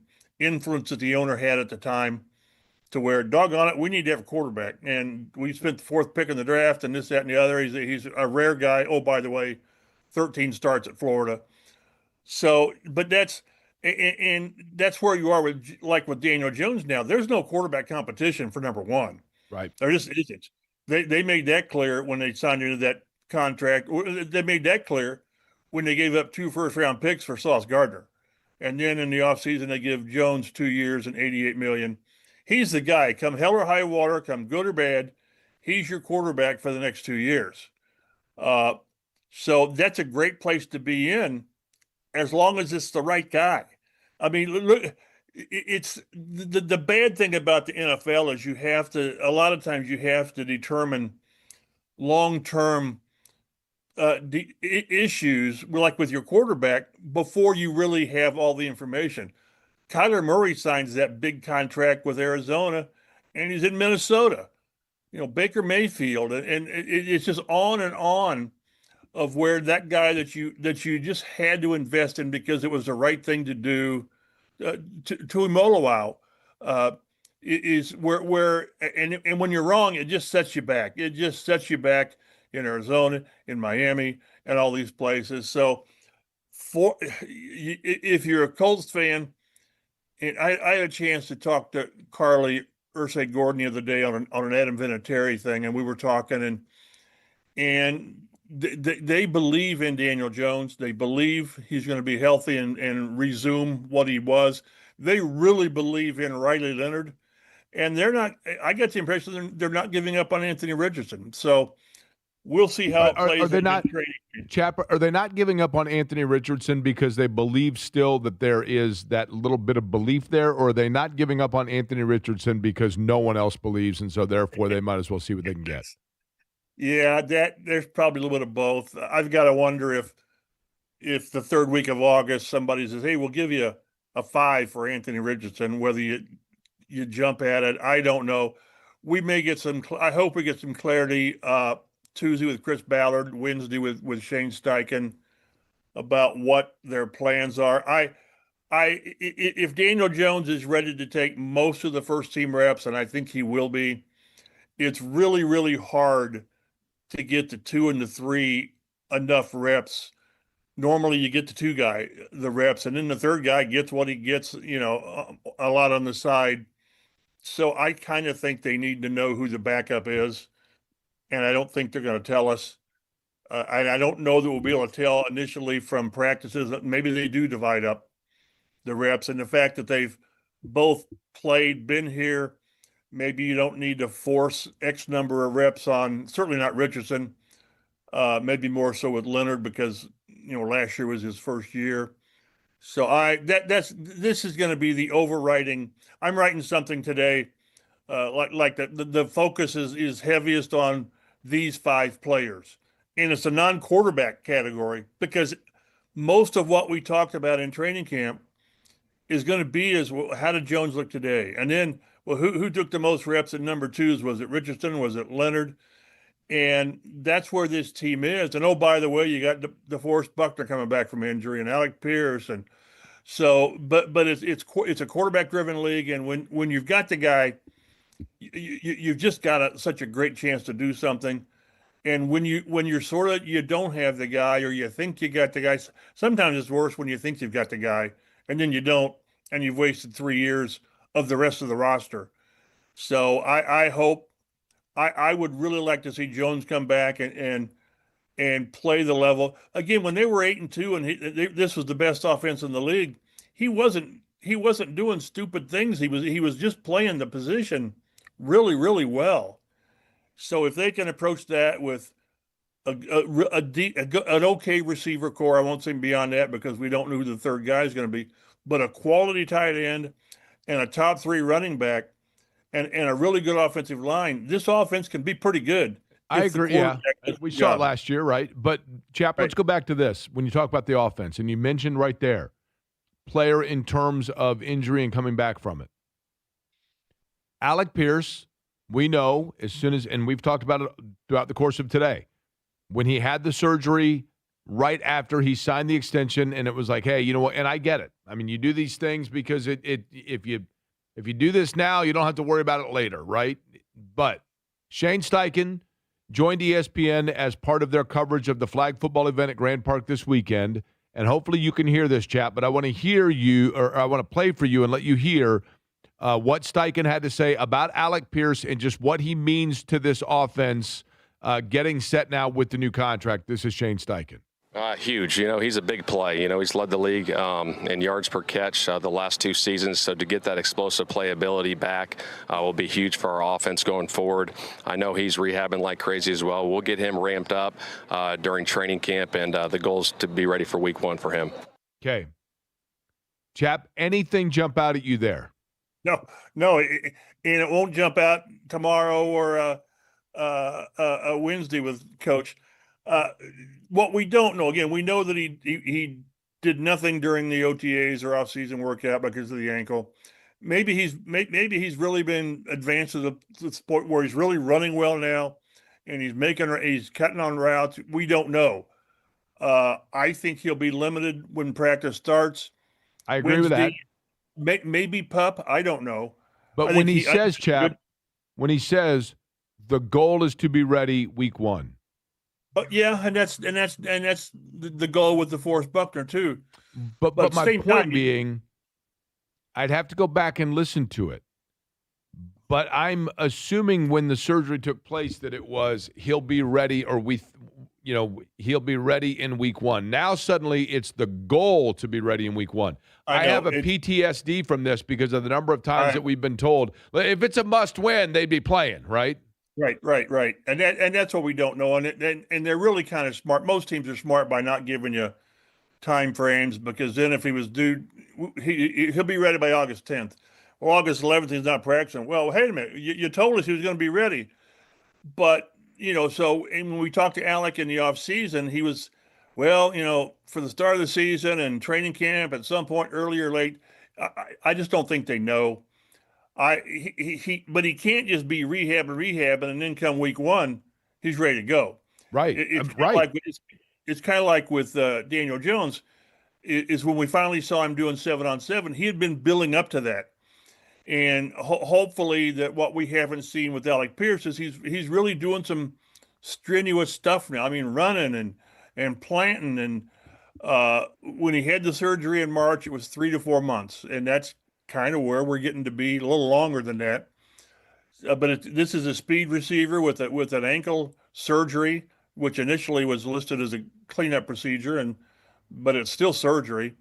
So yeah, and again, the fact that he's in a position where right now it's Alec Pierce, Josh Downs, and Ashton Doolin.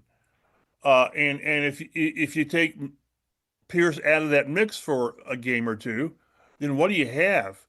And if he needs a game or two to sort of get up to speed, because he's going to be he's the go-to guy now. That's how this all off season has played out, with Michael Pittman being traded and now Pierce being reinvested in. So that's again, those are issues, and those are not ideal situations when as the owner stated, there's a sense of urgency like no other sort of, and you've got a lot of questions at a lot of different places. But I think Pierce will be okay. I'll feel better when he's out there practicing, and I won't be shocked if he's not out there in Westfield. Maybe when they leave Westfield and they're back at the complex, he's doing more. But I sort of expect he and Buckner to be on PUP to open up camp. I think, Chap, to me, and maybe I'm being an alarmist here. Maybe I'm a pessimist. Maybe I'm a realist. Maybe I'm a radio host, right? But when I hear the goal is that he's ready for game 1 and we're ramping him up throughout, his rehabbing like crazy, it almost makes it sound like, look, we know he's a little off pace here, but we're trying now. We're really getting it going. Okay, fine. But if you have a quarterback that is also coming off of injury, and I know they have played together before, but Mike, don't we run now the risk? Mike Chappell, our guest here on the Swabman's 2-1 hotline. Don't we run the risk of these two timelines not coinciding and thus getting further into the year before you have the cohesiveness that you need? Yeah, but they had last year. I mean, the training camp and the first, whatever it was, 10 or 11 games. So it won't be like this is the free agents are bringing in, and in week 2 they'll see each other for the first time. They've got a foundation. No, it takes time to rekindle that, or you wouldn't have practice. So I think in that regard they can get back up pretty quickly. To me, it's all going to be is how effective will Pierce be with an increase. He might have had more offensive snaps during his career than Michael Pittman, and Pittman hardly ever came off the field. So he's used to a heavy workload. Do you ratchet it back a little bit, because he's such a good blocker too? He's just got a different role with the volume. If he averaged 4 targets or 5 targets or whatever it was last year, it'll be 8 or 9 this year. And this is on a guy that's coming back from an injury. This is a guy that didn't have much of an off season to recover. So but those are all legitimate questions. That's why I'll say this until it doesn't happen. I would re-sign. That always happens when I don't sign it. I would say I wish they would sign a free agent receiver. Keenan Allen's out there, Deebo Samuel's out there. They've got the cap space, certainly, and they've got the need. In a season of urgency, I just think you try to cover as many bases as you can, and they make sense. But we'll see where they go. There's still time, and it can still happen. But I think one thing that's risky with anybody is when you try to parse words, and it's especially difficult when you try to do it with Shane. And I don't mean that as a knock at all. He's very good about not giving you really solid time. Right. But that's why I'm used to that, so I don't read a lot into that. Other coaches were better with that. I think Chris will be better with that tomorrow. But I understand Shane doing that. I remember when Frank Reich was here, and you learn what it's going to be. He's day to day or week to week. Well, week to week meant probably 2 or 3 weeks. You just knew from Frank what you were getting. I'm not quite there with Shane yet, but no, until they're out there. Again, I don't expect to see Buckner in training camp practicing, and I'll be surprised a little bit if Pierce is, because he's got to be as good as possible on day one. But to really get there, you've got to be on the field. You've got to do not preseason games, but in the joint practices, you need to do something. At least he does. I don't think Buckner will. I don't think Buckner will do much of that at all. But with Pierce, yeah, he needs to do that. But again, we don't know where he is on his rehab schedule. He's probably further along than what we think, because when this stuff happens, I start thinking sort of the worst, maybe not the worst, but certainly I'm not looking, optimistically for things. I'm sort of hardened to expecting something not good to happen. But Pierce is the one that really bears watching. Okay, Chap. Lastly, Eddie and I are getting ready to do our power rankings here. Okay, there's a new thing. We had a big meeting, and kids said they love the power rankings, so we're doing power rankings.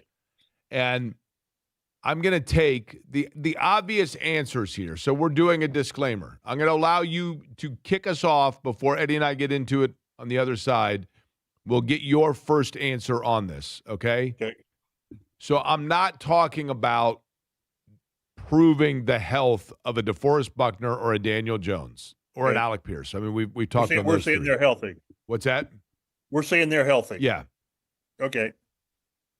But taking the quarterback spot out of it, because that's been our off-season conversation. Okay.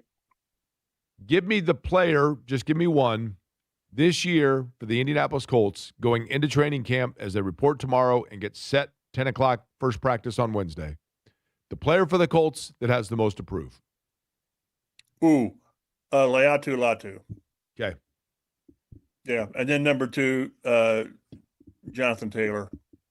Not proved, but he's in the final year of his contract, so he's got a ton on the line. Hey, listen, Chap, you've heard me say it. If I'm Jonathan Taylor's agent right now, I'm saying, maybe it's time to play a little hardball here, because you run a risk. He has more value to Indianapolis than he does a lot of franchises, just because of the position and what he means to that offense. But this does have – I'm not saying that it's going to be the case, and I'm not saying it's lined up to be the case, but it has the potential of presentation that this could be a rough year for them. And if that's the case, if they underachieve, then Jonathan Taylor may be on a situation where he's going into a contract year for a franchise that's about to blow it up anyway.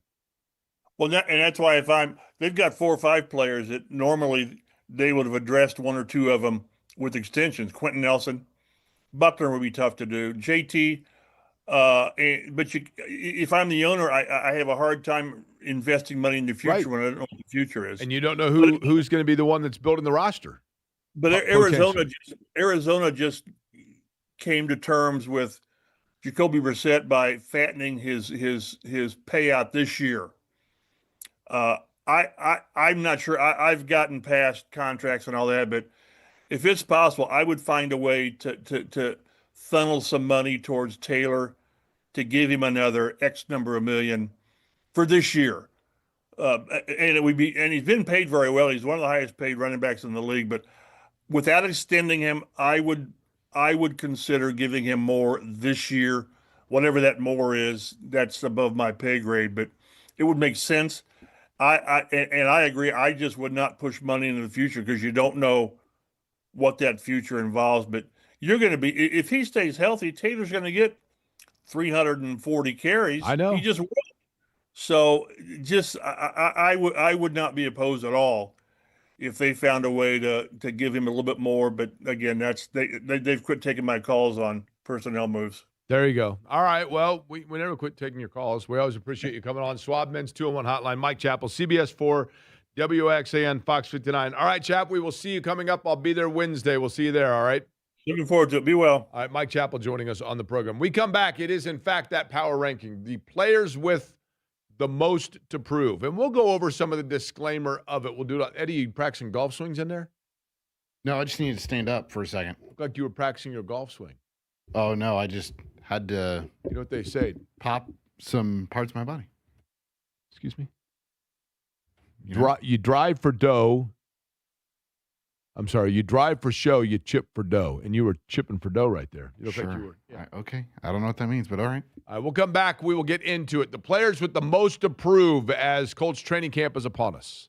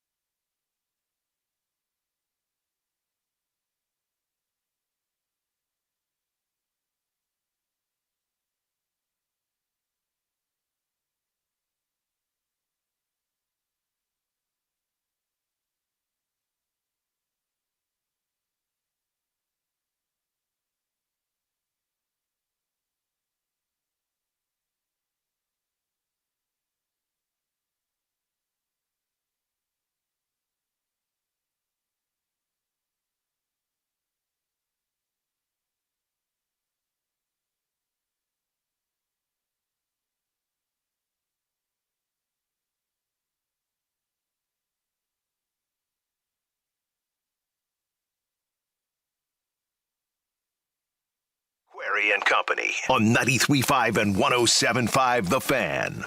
Before we get into the power rankings, one thing I guess to address here. Forgot to get to it earlier. We talked about it with the morning show, guys, and that is that after the O'Reilly Auto Parts race, Carson Kvapil caught a lot of heat for doing a burnout on the bricks.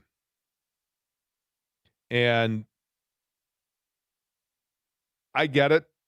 A driver wins a race, wants to burn it out. And I guess actually it is a compliment. And I don't know. I'm not around enough to know whether or not drivers that win, a race, if they do that on every track. If they win in Loudon, if they win in, wherever it may be, do they stop and do a burnout? I think more often than not probably do. I mean, it's pretty common. But there are a lot of people that are like, why are the bricks sacred ground? You allow 40 cars to run over them, 200 times in the course of a race, for crying out loud. I think there are two things that come into play. The first of which, I am not a scientist. I don't work in the construction industry. I'm just going by what I've heard. Extremely, extremely, extremely rare situation or case. But when you get enough excessive heat on the bricks themselves, like when they go into and they replace and they change out or rotate through those bricks, which they don't do very often, but when they do it, or if they need to lay in a new brick, one of the things I think they do to loosen the adhesives or the bonding between the bricks is a heat mechanism. I could be wrong in that, but I think there is concern that when you do a burnout, it can generate enough heat that it can compromise the bond amongst the bricks. But more so, it's simply the symbolism of the deface of it. And I get that, like, bricks, it's a racetrack, so rubber on the bricks is symbolic of the sport itself. I totally understand that. But the simple answer of it is simply this.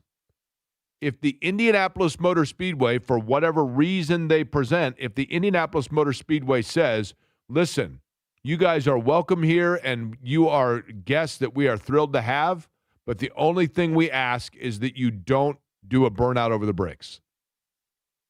If you are an invited guest into someone's beautiful home and you are thrilled and honored to be able to be on the invite list of their holiday party, and the only thing that they ask is that when you arrive, you take your shoes off, you probably take your shoes off. It's simply the same thing. For whatever reason, it doesn't matter what the Speedway's reasoning is. It doesn't matter what the reasoning is. If they make the specific request as the host venue that it's the one thing you not do, then you go, okay, that's cool. And if you are a racing series or a race driver, and I get that Quapple probably didn't even think about it or even know where he was. I get that. But he's got, and I unplugged my radio, and apparently the radio, but if nothing else, you say it in the driver's meeting 100 times over, and maybe they do. Look, when you win the race, just be cognitive, aware of where you are, cognizant of where you are on the track so that you don't go over the bricks with the rubber. That's the one thing that we ask. And if you are under the pretense or you are publicly saying that this track is special and means more, and if you want to brag about the fact you won this race and celebrate it because this track, the reason that's unique is because this track is special to you, if you're saying that, then you honor the request of the one area of protection that makes it special. Jake, it's like when you live in a neighborhood almost, and I had to experience this when I was mowing the grass on Saturday. I was going out there and mowing. I'm like, what is that? You take your dog on a walk. If they poo in someone else's yard, you pick it up. Yeah. How would you feel if I walked into your living room? That's fair. Dropped my trousers. Okay. Took a number 2 right in the middle of your living room, and I left. Fair enough. Like, pick it up. Come on now. And it wasn't a small dosage either. It's from Big Dog. It is time, by the way. A big dog, like a sheepdog? I don't know. Maybe they didn't have a big enough bag. It is time for another edition of the Power Rankings. Power Rankings on Query and Company. Okay, so here we go, Eddie. The top 5 players with the most to prove. The players with the most to prove here heading into Colts camp. Again, the Colts will report tomorrow. First practice, 10 o'clock on Wednesday. We will be there. And I'm going to give the caveat up front. It goes without saying that Daniel Jones needs to prove his health. Alec Pierce needs to prove his health. DeForest Buckner needs to prove his health. We're talking about players that either they are the sands of the hourglass are going through their time in Indianapolis unless suddenly we see something, or they have been really good, but it is that there is so much hanging on perhaps their contribution to continue that they need to produce. So, Eddie, we will let you lead off with number 5. Number 5. For me, Jake, it's a guy that the Colts spent a lot of, investment not only in the near term, but in the long term as well. And the guy for number 5 for me that has a lot to prove this year, and you can make the case that this particular player will have a lot to prove not only just this year, but for his entire career with the Indianapolis Colts because of what they gave up and the time in which they gave up the things for him. That would be Sauce Gardner at number 5 for me. Okay. That is fair. My number 5, I will go strictly with because of the fact it is a cupboard that is bare. I realize that we are now, especially in Lou Anarumo's defense, in a situation in football that is a, quote, devalue of the linebacker position. There's just not as much. This is not the Mike Singletary era of football. But it is still a position, especially when you think about hybrids and guys that can get out there and apply some pressure on quarterback. The Colts have basically stripped this clean and then went out and used their first selection in the draft on C.J. Allen, who is thought to be, what do they call him, the green dot guy? He's the guy that's able to correspond back. He's the quarterback of the defense, and that's what he's going to have to be. So I think there is been a lot put on him, and they're going to need that production. So C.J. Allen, my number 5. Number 4. I'm sticking with the same position group. I'm sticking at corner. Now, you can make the case Justin Wally could be on this list because he's got a lot to prove this upcoming season. It's his rookie year. The Colts are very, very, very high on Justin Wally. He is arguably their most flexible cornerback because they're asking him to replace Kenny Moore on the inside. And if one of the two guys go down on the outside, he will slot himself out there and replace whomever. But on the other side of the field of Sauce Gardner, for me, it is Travarius Ward. Outside of just the health concerns in general, if he and Sauce Gardner can play at an all-pro level or very, very, very close to it, it will help immensely this Colts defense. And they are relying on those two to perform week in and week out so they can get to the quarterback. Clearly, they think a lot of him before the injury, right? I'll go for the first time to the other side of the football. And when you talk about the other side of the football, the other side of the line, meaning left side of the line, I think we know with Quentin Nelson and Bernard Ryman, you have solidarity there and you know what you have. Right side of the line, a guy that, yes, I know that he had, challenges 2 seasons ago with like just OCD and things like that, and I applaud that he was very open about it. But now that Braden Smith has moved on, he found his way back into football, played very well for them, has moved on and left. That means Jalen Travis at number 4 is very important on that right side of the line at the right tackle spot, and therefore he is my number 4. Number 3. This is my first offensive player on my list of 5, Jake, and you mentioned him as a guy that you tossed out because of injury. I'm tossing this guy into the fold as the most to prove because of what did not happen or has not happened yet. You look at rooms, and the cupboard is bare, as you said, at linebacker. Well, it is very bare in this other room, and I'm talking about the wide receiver room. You trade Michael Pittman Jr. Ashton Dulin has been good in the moments that you've asked him to produce. However, as of late, as those moments have increased, he has not been able to stay out on the field. There's Josh Downs, and then after that, you bring in Nick Westbrook-Akine as a potential role guy. But to me, a guy who has a lot to prove this year is Alec Pierce because you hand him the big contract. You're asking him to do more things now. He is the focal point of your passing attack next to Tyler Warren and Josh Downs. And so the amount of attention he is now going to have from opposing defenses, how does he perform in that regard? Okay, my number 3, same meeting room, same position. I really like Ashton Dulin. I have long liked Ashton Dulin. And is Ashton Dulin an everyday base hit guy? I don't know. I have always said in Major League Baseball that when you look at teams that have breakthrough or surprising years or a year where a team is chasing a division, oftentimes it's not because the regular guy is giving you what you expect. It's your 7, 8, 9 guy or your utility player that suddenly goes from a 240 hitter to a 280 hitter. And then that guy gets plugged in as an everyday starter, and he goes back to being a 240 guy.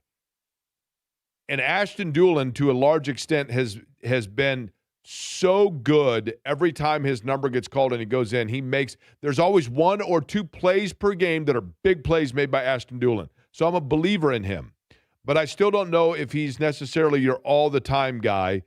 But if he is or is not, either way, a guy that can give them much-needed depth if he's able to show a next step. And it's almost representative of just the receiver room in general, the guy that I have as my number 3, and I'll go with Anthony Gould because he has been a return guy. He's kind of an Ashton Doolin light, but if Alec Pierce notably is not able to go, or if they don't go out and sign somebody to replace Michael Pittman, then everybody's got to take a step up, right? And that means that sometimes your strength is defined by the weakest of the link or the smallest of the link. That would be Gould, so I would expect him or want him to take a next step. I think the other thing too, Jake, in relation to Anthony Gould, is that they just drafted Deion Burks, who was supposed to go a lot earlier than what he did in the draft. And is he a guy that is pushing Anthony Gould either out of that room, or is he going to elevate Anthony Gould like we saw with Alec Pierce when they selected A.D. Mitchell, although they didn't spend nearly the premium draft capital on Deion Burks as they did with, A.D. Mitchell. Fair. It feels like a room where it's literally like, will someone please step forward, right? And right now that's where they are. Number 2. This is breaking news, I guess, Jake, in the Querying Company Power Rankings. This is a first. It's a new track record. We have the same player listed here. For number 2? Yes, we do. Okay. Would you like to go first? Yeah, it's a guy that I think he's proven something. Oftentimes when you say this guy's got a lot to prove, it's like, hey, you better show yourself. This is a guy that I think has shown himself. And I think that the reality is that there's a theme for both of my 1 and 2, and that is that they were put in position by the general manager outwardly speaking and glowing about them that put a pressure or a spotlight on them. And in the case of Liatu Latu, I think he has shown flashes as to why Chris Ballard kind of smugly laughed and told everybody that they got the best defensive player available and the best pass rusher available, and he was the first defensive player selected in his draft class when the Colts took him. He has shown flashes, but flashes are not consistency. And consistency is what is needed, especially in a defense that needs to apply pressure on quarterbacks. So Liatu Latu, while he has shown it, needs to show it consistently and prove that he is the guy that is everything Chris Ballard said he was going to be. Agree with you there, which brings us to number 1. I think this guy is undoubtedly the number 1 on this list, in my opinion, just in my estimation. You listed him as not being on the list because of health. I'm not even just looking at the health aspect to this, Jake. Like, for the first 8 weeks of the season, this guy was performing at a Pro Bowl, All-Pro level, and he was, debated on these airwaves with all 3 shows. Should he be considered within the MVP conversation? And it was numbers we had not seen before historically from a Colts offense, and let alone any offense in the NFL. And it all started with the play of Daniel Jones. Can he get back to those first 10 weeks that he performed at, and which would not model what he had done at any point in his career? And you understand, we've talked about it, how much is, riding on this season for the jobs of Chris Ballard and Shane Steichen. Well, this could be the last chance for Daniel Jones as a starting quarterback. And if he does not go out there and perform at a high level, not only could he be out of a job, but everyone else at West 56th Street could be out of a job. So he's number 1 for me. Okay. And again, no argument there, which is why, to me, it's almost like he was so obvious that I took him off, right? I think you can make a case between Latu and Jones for 1 and 2, just because of what each position means. Now, for me, my number 1, and I use it almost symbolically, Alex Smith was a good, solid NFL quarterback. Really good player. Alex Smith, when he got hurt, and if you look at Alex Smith as a chief and as a commander, really good quarterback. Solid player. but he got dinged because he was selected number 1 overall, and the Niners didn't have him as a franchise quarterback. But if he had been selected 30th overall in the draft, you'd say, man, he had a really good career. How a player is acquired and what is invested in them goes a long way in determining the expectation for them. There is no reason to believe that this player is going to be anything other than a very, very solid player for the Colts for a long time. And he got hurt, so we don't know yet exactly where and who he is. But when you give up not 1, but 2 first-round draft picks, especially coming off of a year where you could have used that pick and maybe next year again could use it, although it remains to be seen who would be the one that actually is spending it or making that pick if he was around. But when you give up 2 number 1s and in a position that you do have some depth, the expectation at no fault of his own has been placed in a heavy manner on Sauce Gardner. And you are going to be either DeForest Buckner, which turned out to be, DeForest Buckner's been a solid pro for the Colts, or you're Freddie Young, which was why in the world did they trade for him? And when you give up 2 number 1s, there's going to be expectation in a lot of ways about what you can do, and therefore the time starts now. He has done nothing as a player to show that there is diminish from production, but he has to sustain it because of what was invested. And the Colts and Chris Ballard put him in position where he has the most to prove. I say it's Sauce Gardner at number 1.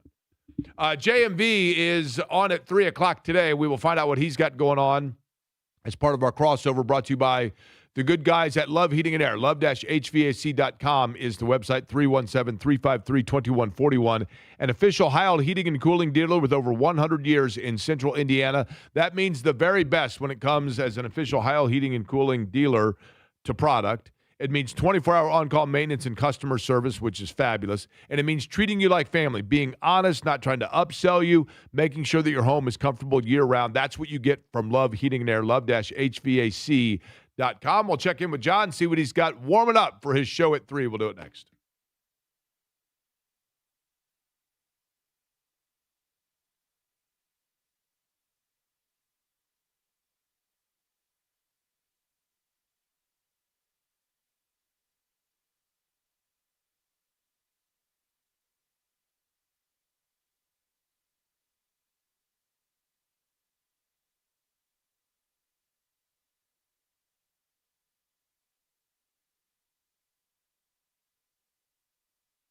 Hey, there's Jake Query for Game Day Men's Health, North Shadeland in Indianapolis, Avon, Carmel, Fishers, and Greenwood, the locations for Game Day Men's Health. Their website, GameDayMen'sHealth.com. Jake, what exactly is Game Day Men's Health? Let me explain.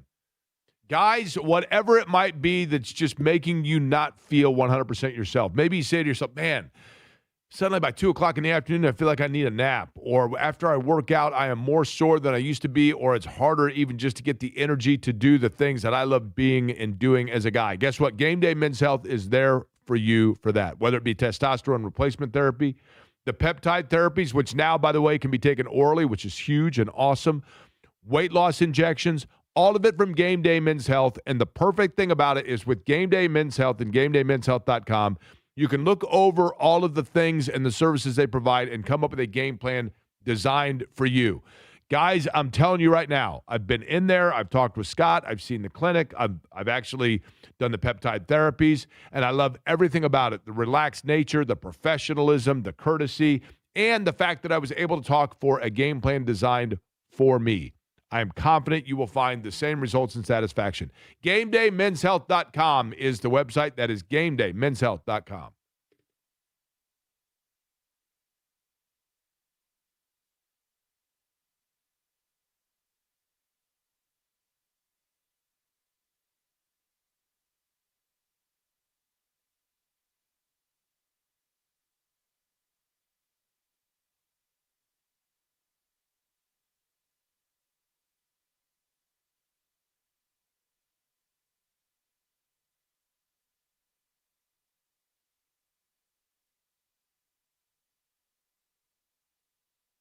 Hey there, Jake Query for Surfside. You know, all this talk right now about daylight savings and all of that, everybody wants more light in the day, right? How about super light? Absolutely perfect when it comes to that. You can have super light anytime. 4 classic sports drink flavors from Surfside. And super light is fabulous because it is exactly that, just 90 calories. And with no carbonation, it is oh so smooth to enjoy with just that small splash of vodka within it. Super light is the very best from Surfside in the 4 flavors: fruit punch, orange, lemon, lime, and blue chill. You can always mix and match as well with the flavors. Brought to you by Surfside. Super light. Look for it wherever you buy your favorite adult beverages.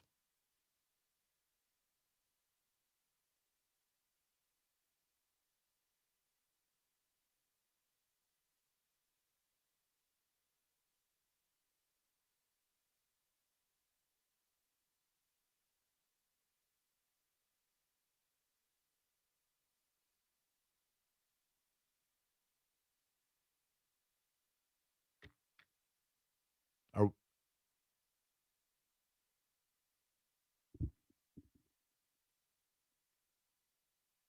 Query and Company on 93.5 and 107.5 The Fan. It is kind of a manic Monday, is it not? I've always thought this song, by the way, I could be wrong in this, but when somebody goes through a period where they are like super giddy, like you get people that you're like, yeah, did you hear about Al from high school? No. Yeah, he was like, going through this kind of this breakdown. And usually a manic phase means like this overly euphoric thing. And yet Manic Monday, the song, talks about all these things that are disastrous. So does manic mean just like crazy, or does it mean overly euphoric in a manic phase of a bipolar episode? Showing wild, uncontrolled excitement and energy. Okay, see, excitement and energy. But like most of what she's talking about was just like, getting stuck in traffic and missing the train and whatever else. And none of it was overly exciting, right? You never know, Jake. Your favorite song can come on the radio. You can be stuck in traffic and overly enthused that you're listening to this program. Maybe it's Manic Monday is my favorite song. Joining us now to find out what he's got going on for 3 o'clock today, of course, JMV, brought to you by the good guys at Love Heating and Air. John, speaking of Manic Mondays, I guess it was a Manic Saturday because we're driving around. We've got on the JMV takeover. It's a Loverboy song. Shannon's singing along, and then at the end of it, I don't know if you watched the end of the video I sent you, but she paid you some kudos, and I'm like, wait a minute, what are we doing here? No, well, you know why, buddy? She digs in the host of the JMV takeover a little bit. Yeah, she does, yes. This we know, right? The one thing I love about Saturday night, well, actually there are many things, but the one thing I love is when you send me videos of her singing. Yeah, she's a great singer, right? That is always incredibly cool right there on the videos that and knowing you guys are listening. And the other thing is, too, you guys both, just like I did, grew up on the type of radio. That's how I'm trying to come across. And putting together that radio show is sounding like the radio in which we grew up with.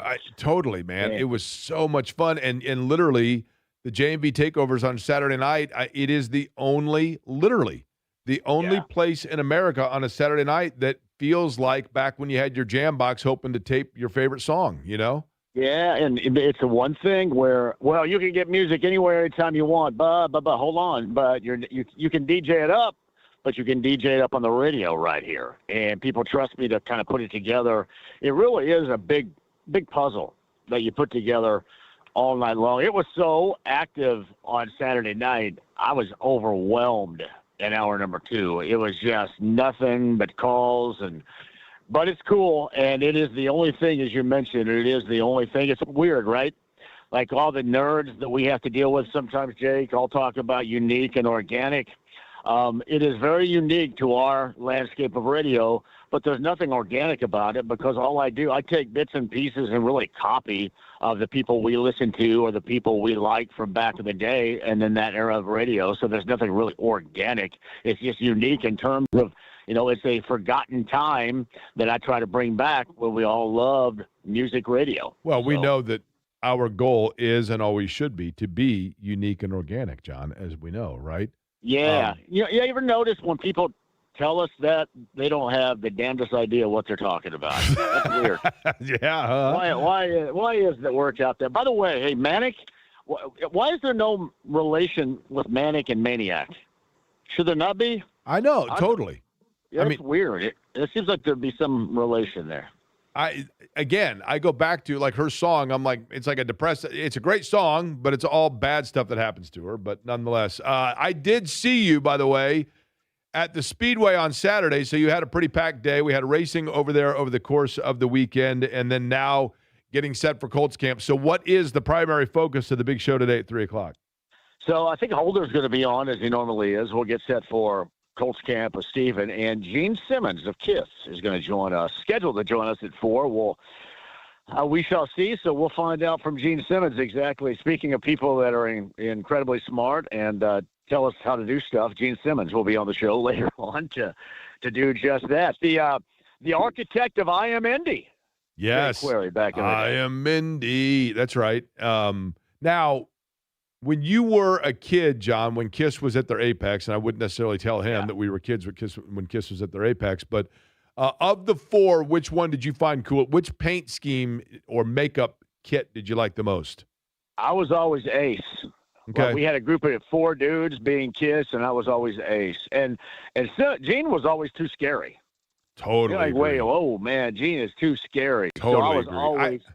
I was always Ace. I won't lie. I still, to this day, John, when I see them come out with the big boots and the Gene Simmons and the blood coming out and everything, it still kind of gives me that kid feeling of being creeped out. Yeah. Did you what did KISS mean? Did you ever? How many different things did you find out that KISS meant? Boy, that's good. That's kind of like Adidas, right? Adidas had variation as well. I think it was more so that no one knew exactly who they were, and every kid knew somebody whose uncle was Gene Simmons. You know what I mean? Yeah. Knights in Satan's Service was the most often used one by hillbillies down there. I thought, what are you guys talking about? These guys all put makeup on and go out there. And, it's funny, too.